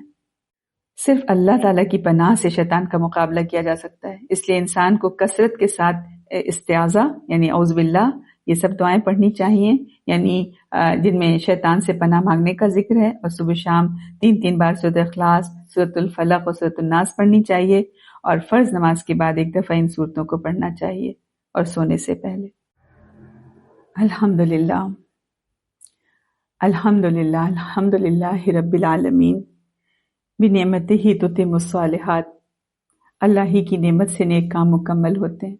الحمدللہ آج ہمارا 30 دنوں کا یہ سفر اپنے اختتام کو پہنچا۔ مجھے پتا ہے جو اس سفر میں میرے ساتھ تھے سب کی ایک عجیب ہی کیفیت ہوگی، ایک طرف شکر کا احساس، دوسری طرف عاجزی، خوف اور امید، اور کچھ پختہ ارادے جو چپکے اس دورہ قرآن کے دوران اللہ سے باندھ لیے۔ میں کیسے اللہ تعالیٰ کا شکر ادا کروں جس نے ہمیں قرآن جیسی نعمت عطا کی، جس نے ہمیں اپنے کلام کو پڑھنے اور سمجھنے کی توفیق دی، جس نے ہمیں ایک دوسرے کا ذریعہ بنائے کہ ہم مل کر قرآن کو سنیں، سمجھیں اور اس کے پیغام سے اپنے دلوں کو زندہ کریں۔ میں کیسے اللہ کا شکر ادا کروں؟ میں کیسے اپنے ابو امی کا شکر ادا کروں جن کی تربیت اور دعاؤں نے یہاں تک پہنچایا؟ کس طرح اپنے استادوں کا شکر ادا کروں جنہوں نے ہمیں قرآن سمجھایا، سکھایا اور اس قابل بنایا؟ کیسے اپنے شوہر اور اپنے بچوں کا شکر ادا کروں جنہوں نے اس سفر میں میرا ساتھ دیا؟ کیسے اپنے بھائی بہنوں کا شکر ادا کروں جنہوں نے میرا حوصلہ بڑھایا؟ کیسے اپنے ایڈمنز کا شکریہ ادا کروں جنہوں نے اس سفر کو آسان بنایا؟ کیسے آپ سب کا شکر ادا کروں جن کے ساتھ مل کر ہم نے قرآن کا یہ سفر طے کیا؟ سچ تو یہ ہے کہ شکر کے الفاظ بہت تھوڑے پڑ جاتے ہیں۔ بس دل سے یہی دعا ہے کہ یا اللہ جس نے اس قرآن کے سفر میں کسی بھی طرح حصہ لیا ہو ان سب کو اپنی رحمتوں سے نواز دے اور اس کوشش کو ہم سب کے لیے صدقہ جاریہ بنا دے۔ چلیں دورہ قرآن کے اس مبارک سفر کے بعد ہم اپنے مہربان رب کو پکاریں، کیونکہ یہ قبولیت دعا کے بہت خاص لمحات ہیں۔ مجھے دعا مانگنے کا خوبصورت سلیقہ نہیں آتا، لیکن اس وقت جو جذبہ اور احساس ہے، جو کیفیت ہے، امید ہے کہ اللہ تعالیٰ میرے اسی جذبے کو خود ہی الفاظ عطا فرما دے۔ آمین۔ سبحان اللہ و بحمدہ، سبحان اللہ العظیم، سبحان اللہ و بحمدہ، سبحان اللہ العظیم۔ یا اللہ، میں اس لائق نہیں تھی کہ قرآن جیسی بلند اور عظیم کتاب کو اٹھا سکوں یا اس کے پیغام کو دوسروں تک پہنچانے کا ذریعہ بن سکوں۔ یہ صرف اور صرف تیرا فضل اور کرم ہے میرے مولا کہ تو نے مجھے اس کام کے لیے چن لیا، میری کوئی قابلیت نہیں۔ یا اللہ، اس دور قرآن کے سننے کے دوران اگر کسی کے دل میں کبھی یہ خیال آیا ہو کہ شاید میں بہت قابل ہوں یا میں کوئی خاص علم رکھنے والی ہوں، تو یا اللہ یہ میرا مقام بالکل نہیں۔ میں بہت ہی ادنا ہوں۔ جو کچھ بھی اچھا ہوا، جو بات دل تک پہنچی، وہ صرف تیرے کلام کی برکت تھی۔ یا اللہ مجھے اس سے بہتر بنا دے جو لوگ میرے بارے میں گمان کرتے ہیں، اور جو کمزوریاں اور غلطیاں لوگ نہیں جانتے انہیں تو معاف فرما دے، اور لوگوں کی باتوں پر میرا مواخذہ نہ فرمانا۔ اللہم ھذا فضلک ولا بحولی ولا بقوتی، اللہم اجعل فی عینی صغیرہ وفی اعین الناس کبیرہ۔ سبحان اللہ و بحمدہ، سبحان اللہ العظیم۔ الحمد للہ رب العالمین، الرحمن الرحیم، مالک یوم الدین، ایاک نعبد و ایاک نستعین، اہدنا الصراط المستقیم، صراط الذین انعمت علیہم غیر المغضوب علیہم ولا الضالین، آمین۔ اللہم صل علی محمد وعلی آل محمد کما صلیت علی ابراہیم وعلی آل ابراہیم انک حمید مجید۔ اے اللہ تعالیٰ، تو ڈھیر برکتیں، ڈھیر رحمتیں نبی اکرم صلی اللہ علیہ وسلم اور ان کے مبارک ساتھیوں اور ان کے مبارک گھر والوں پر نازل فرما، جن کی قربانیوں اور کوششوں اور محنتوں سے آج یہ ہدایت نامہ ہم تک پہنچا۔ اے اللہ تو ان سب سے راضی ہو جا۔ سبحان اللہ و بحمدہ، نستغفر اللہ نتوب الیہ، لا الہ الا اللہ الحلیم الکریم۔ اے اللہ ہم سب کو بدل دے۔ سبحان اللہ العرش الکریم، الحمد للہ رب العالمین، نسألک موجبات رحمتک وعزائم مغفرتک والسلامۃ من کل اثم والغنیمۃ من کل بر۔ اللہم لا تدع لنا ذنبا الا غفرتہ ولا ہما الا فرجتہ ولا دینا الا قضیتہ ولا حاجۃ من حوائج الدنیا والآخرہ الا قضیتہا یا ارحم الراحمین۔ ربنا آتنا فی الدنیا حسنہ وفی الآخرۃ حسنہ وقنا عذاب النار۔ اللہم احسن عاقبتنا فی الامور کلہا واجرنا من خزی الدنیا وعذاب الآخرہ۔ اے اللہ ہر کام کا تو ہمارا انجام بہترین کر دے۔ اے اللہ تو ہمیں دنیا کی رسوائی اور آخرت کے عذاب سے نجات دے دے۔ اے اللہ ہم کبھی کچھ دیکھتے ہیں اپنے دین کے لیے، اپنے اسلام کے لیے، اور اس وقت ہمارے دین کا جو حال ہے، لوگ اس کو کیا سمجھ کر اس کے ساتھ کیا کر رہے ہیں، اللہ تو بہتر جانتا ہے۔ اے اللہ ہمیں اس قابل کر دے کہ ہم اس بلند اور فخر والے دین کا وہ مقام دلا سکیں جس کا وہ اہل ہے، اور کلمت اللہ ہی العلیٰ کی کوشش میں ہمارا بھی ہاتھ شامل ہو۔ ہمیں دین کا مددگار بنا دے، نحن انصار اللہ کا جذبہ ہم میں پیدا کر دے اللہ تعالیٰ۔ اے اللہ ہمیں اس قابل بنا کہ ہم آج اسلام کے نام پر جو چیزیں تھوپ دی گئی ہیں اور جو رسوائی ہے، اس سے ہم بے عزتی کی چادر کو ہٹا سکیں، اس ذلت کے داغ کو اسلام سے دھو سکیں۔ اے اللہ ہمیں اپنی زندگیوں میں اسلام کا وہ مقام دینے کی توفیق عطا فرما جس کا یہ لائق ہے۔ اے اللہ ہمیں غرور دے اپنے اسلام پر۔ اے اللہ ہمیں وہ علم دے جس کے ذریعے سے ہم یہ کام کر سکیں۔ اللہم انا نسألک علما نافعا، اللہ ہم تجھ سے سوال کرتے ہیں نافع علم کا، وعملا متقبلا، اور اس عمل کا جو قبول ہو جائے، ورزقا طیبا، اور پاکیزہ رزق کا۔ اللہم انا نعوذ بک من علم لا ينفع، اللہ ہم پناہ چاہتے ہیں تیری اس علم سے جو ہمیں نفع نہ دے، جو ہم کو تجھ سے دور کر دے، اللہ وہ جو ہماری آخرت برباد کر دے۔ اللہ ہمیں ایسا علم نہیں چاہیے۔ ومن نفس لا تشبع، اور ایسا نفس جو کبھی سیر نہ ہو، نہیں اللہ ہمیں نہیں چاہیے۔ اللہ تو ہمیں اپنی پناہ میں رکھ۔ یا حی یا قیوم برحمتک نستغیث، یا حی یا قیوم، ہم تجھے تیری رحمت کا واسطہ دے کر تجھ سے فریاد کرتے ہیں۔ ربنا، اے ہمارے رب، لا تؤاخذنا ان نسینا او اخطانا، اللہ تو ہمارا مواخذہ نہ فرما اگر ہم بھول جائیں یا ہم سے خطا ہو جائے۔ ربنا، اے ہمارے رب، ولا تحمل علینا اصرا کما حملتہ علی الذین من قبلنا، اللہ ہم پر وہ بوجھ نہ ڈال جو ہم سے پہلے لوگوں پر تو نے رکھا تھا. ربنا ولا تحملنا ما لا طاقت لنا بھی، اللہ ہم پر ایسا بوجھ نہ رکھ جو ہم اٹھا نہ پائیں.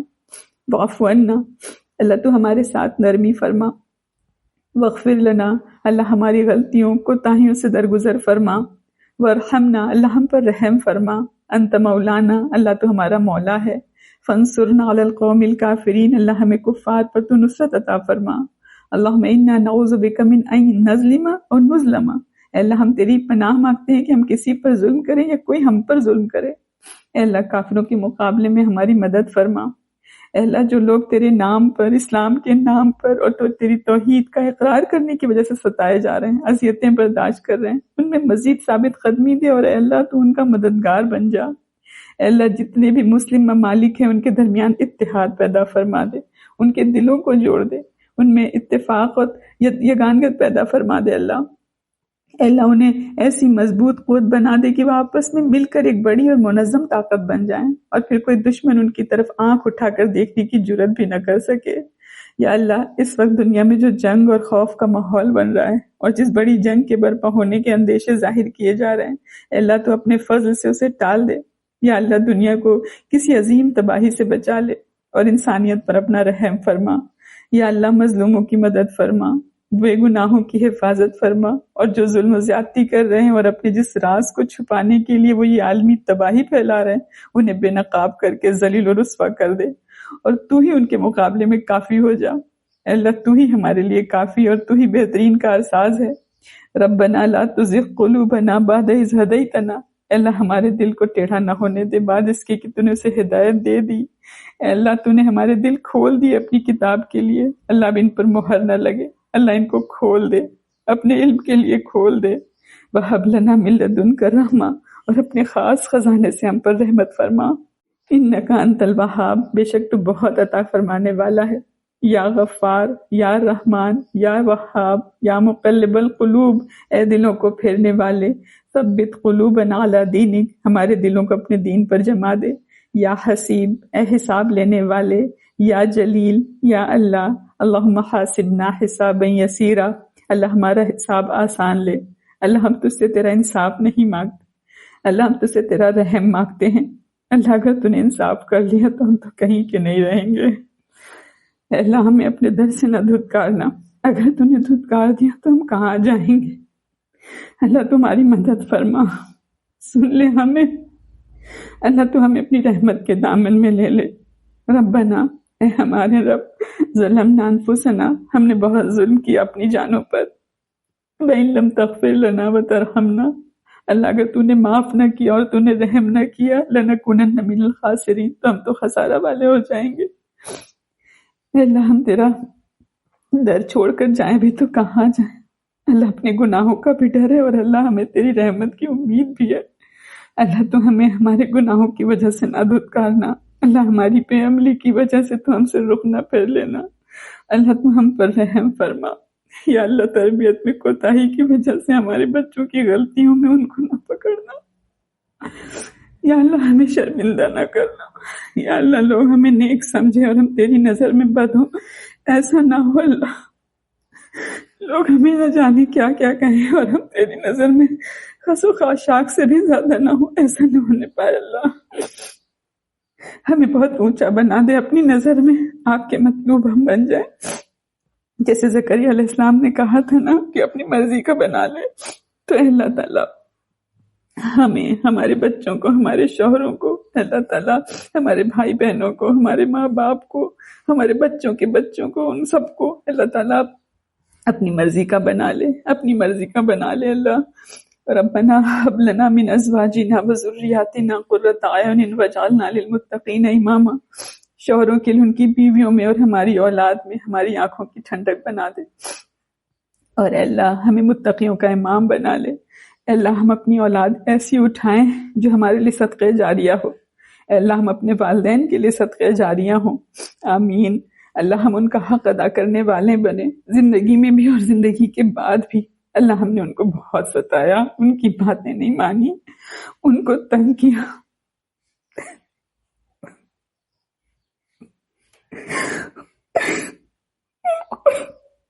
کو رلایا،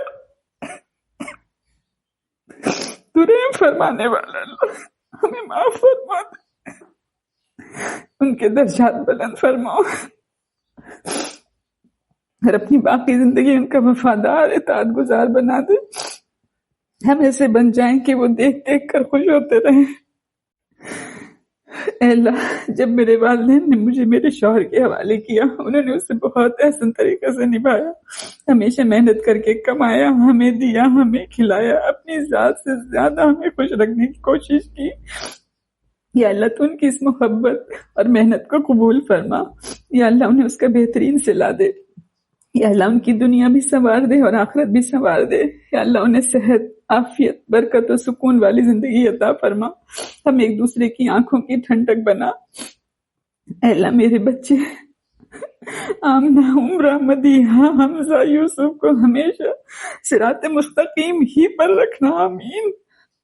اور ہم سب کے جتنے بھی لوگ بیٹھے ہیں جو سن رہے ہیں، اللہ سارے لوگوں کی، سب کی اولاد کو اللہ صراط مستقیم پر رکھنا۔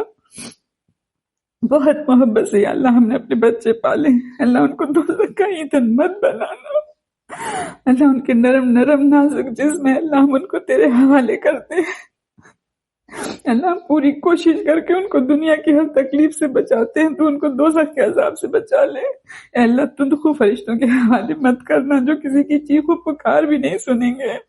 اللہ ہمیں سمجھ دے دے، اللہ ہمیں علم دے دے، اللہ ہمیں مخلص مائیں بنا، متقی مائیں بنا، اللہ ہم کو اور ہمارے بچوں کو دوزخ کے عذاب سے بچا لے۔ اے اللہ ہم ان سے بہت محبت کرتے ہیں، اللہ یہ ایسے کام نہ کرے جو ہمیں دوزخ میں ڈلوا دے، اللہ ہم سب کو ہدایت دینا، یا اللہ تو نے ہمیں ہر نعمت دی ہے، اللہ ہدایت کی دولت بھی ہمیں دے دے۔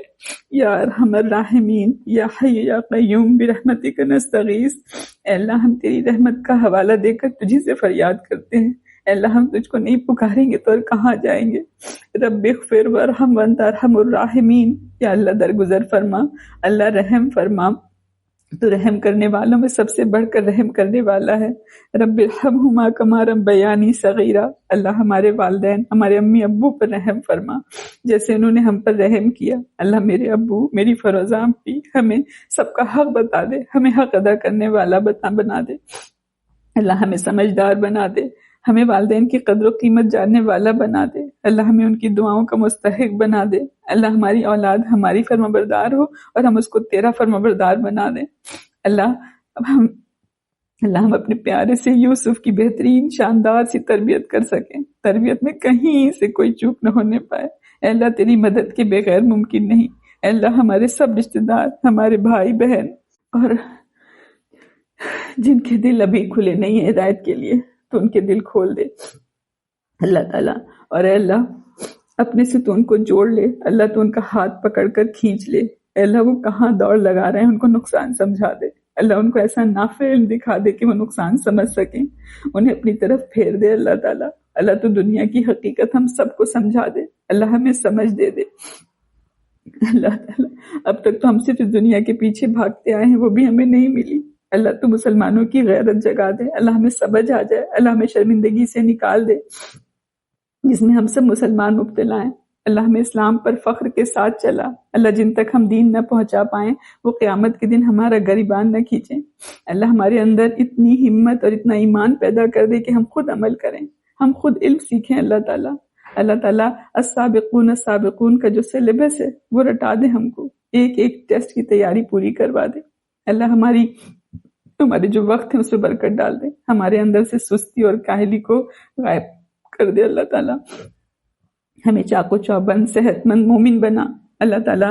تو نے پورے قرآن میں کیسے کیسے بار بار الٹا پلٹا کر چھوٹی چھوٹی بڑی بڑی بھاری بھاری ہلکی ہلکی باتیں کر کے ہم کو سمجھانے کی کوشش کی ہے نا اللہ تعالیٰ، اللہ تعالیٰ ہم سمجھیں، اللہ ہمیں اس قابل بنا کہ ہم اپنی ذمہ داریاں سمجھیں، اللہ تو نے ہمیں عقل دی، تو نے ہمیں سمجھ دی، ہمیں گھروں میں اتنے آرام سے رکھا، اور تو ان سب کا بھی حساب لے گا نا اللہ تعالیٰ، اللہ تعالیٰ ان نعمتوں کو ہمارے لیے آزمائش نہ بنانا، اللہ تو نے فرمایا ہے کہ من خاف مقام ربہ جنتان، تو اللہ ہمیں اس ٹارگٹ کو حاصل کرنے والا بنا دے، اللہ تو نے ہمیں جو نعمتیں دی ہیں ان سے ہم تیری محبتیں حاصل کریں، اللہ تعالیٰ تو ہمیں ہمت پیدا کر دے اللہ، تو ہم پر رحم فرما اللہ، ہم پناہ میں آتے ہیں تیری کہ ہم تیری عظمت کی طرف سے جہالت میں رہ جائیں۔ ربنا زدنا علما، اے اللہ ہمارا علم بڑھا دے، اللہم فقہنا فی الدین، اللہ ہمیں دین کی سمجھ عطا کر، ہمیں پتہ تو چلے گی کتنی قیمتی چیز ہے جس کی ہم نے ناقدری کی۔ اللہم انا نعوذ بک من جہد البلاء ودرک الشقاء وسوء القضاء وشماتۃ الاعداء، اللہ ہم تیری پناہ چاہتے ہیں ہر بلا سے، کہ ہماری محنتیں جو ہیں ضائع ہو جائیں، ہم اس دنیا کو پوچھتے رہیں اور یہ ہمارے کام نہ آئے اللہ، بدبختی سے، پوری تقدیر سے اور دشمنوں کے ہنسنے سے اللہ ہم تیری پناہ مانگتے ہیں۔ اللہ ایسا نہ ہو کہ قیامت کے دن ہم رسوا ہوں، اللہ موت کے وقت ہماری مدد فرمانا۔ اللہم اعنا علی غمرات الموت و سکرات الموت، اللہ جب یہ جان جا رہی ہوگی، موت کی ڈبکیوں، موت کی بے ہوشیوں پر اللہ تو تام لینا، اللہ تو ان لوگوں میں شامل کرنا جن سے کہا جائے گا کہ اطمینان پانے والی روح لوٹ چل اپنے رب کی طرف، اس حال میں کہ تو اس سے راضی اور اللہ تجھ سے راضی۔ اللہ ہمیں اپنی جنت میں اور اپنے نیک بندوں میں داخل کرنا۔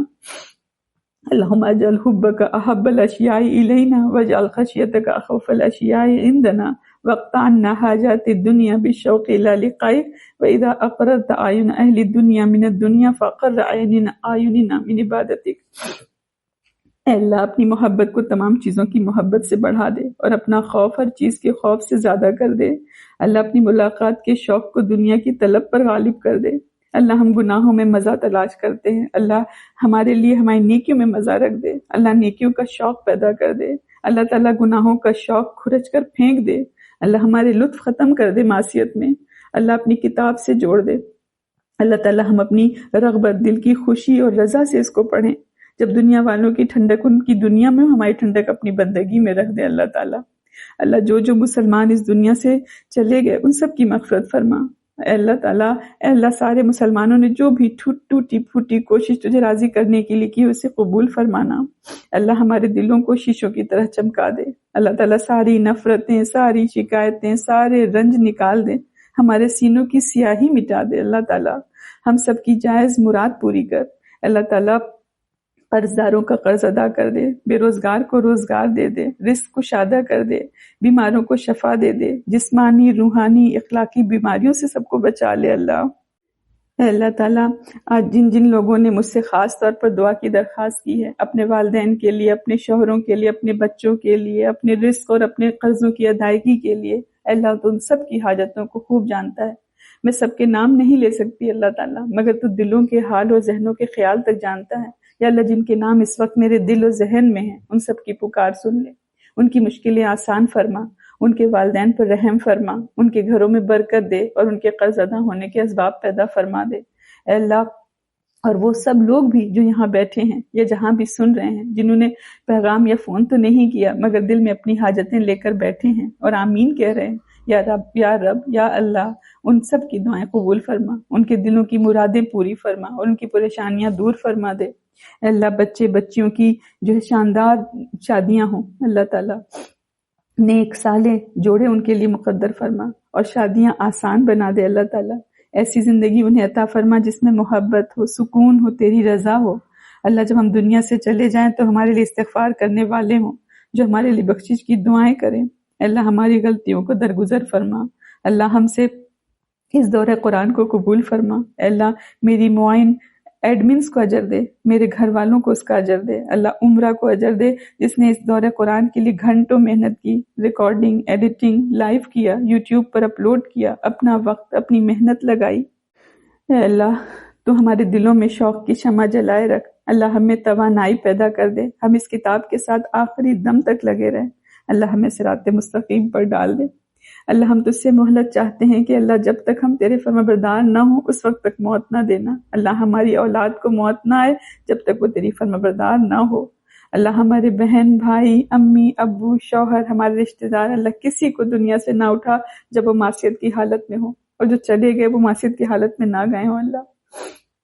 اللہ تو ہم پر مہربان ہو جا اللہ، تو ہم پر مہربان ہو جا اللہ، تو ہم پر مہربان ہو جا اللہ۔ ہمیں جنت الفردوس دے دے۔ ربنا تقبل منا انك انت السميع الدعاء ربنا تقبل منا انك انت السميع العليم آمین۔ والسلام علیکم ورحمۃ اللہ وبرکاتہ۔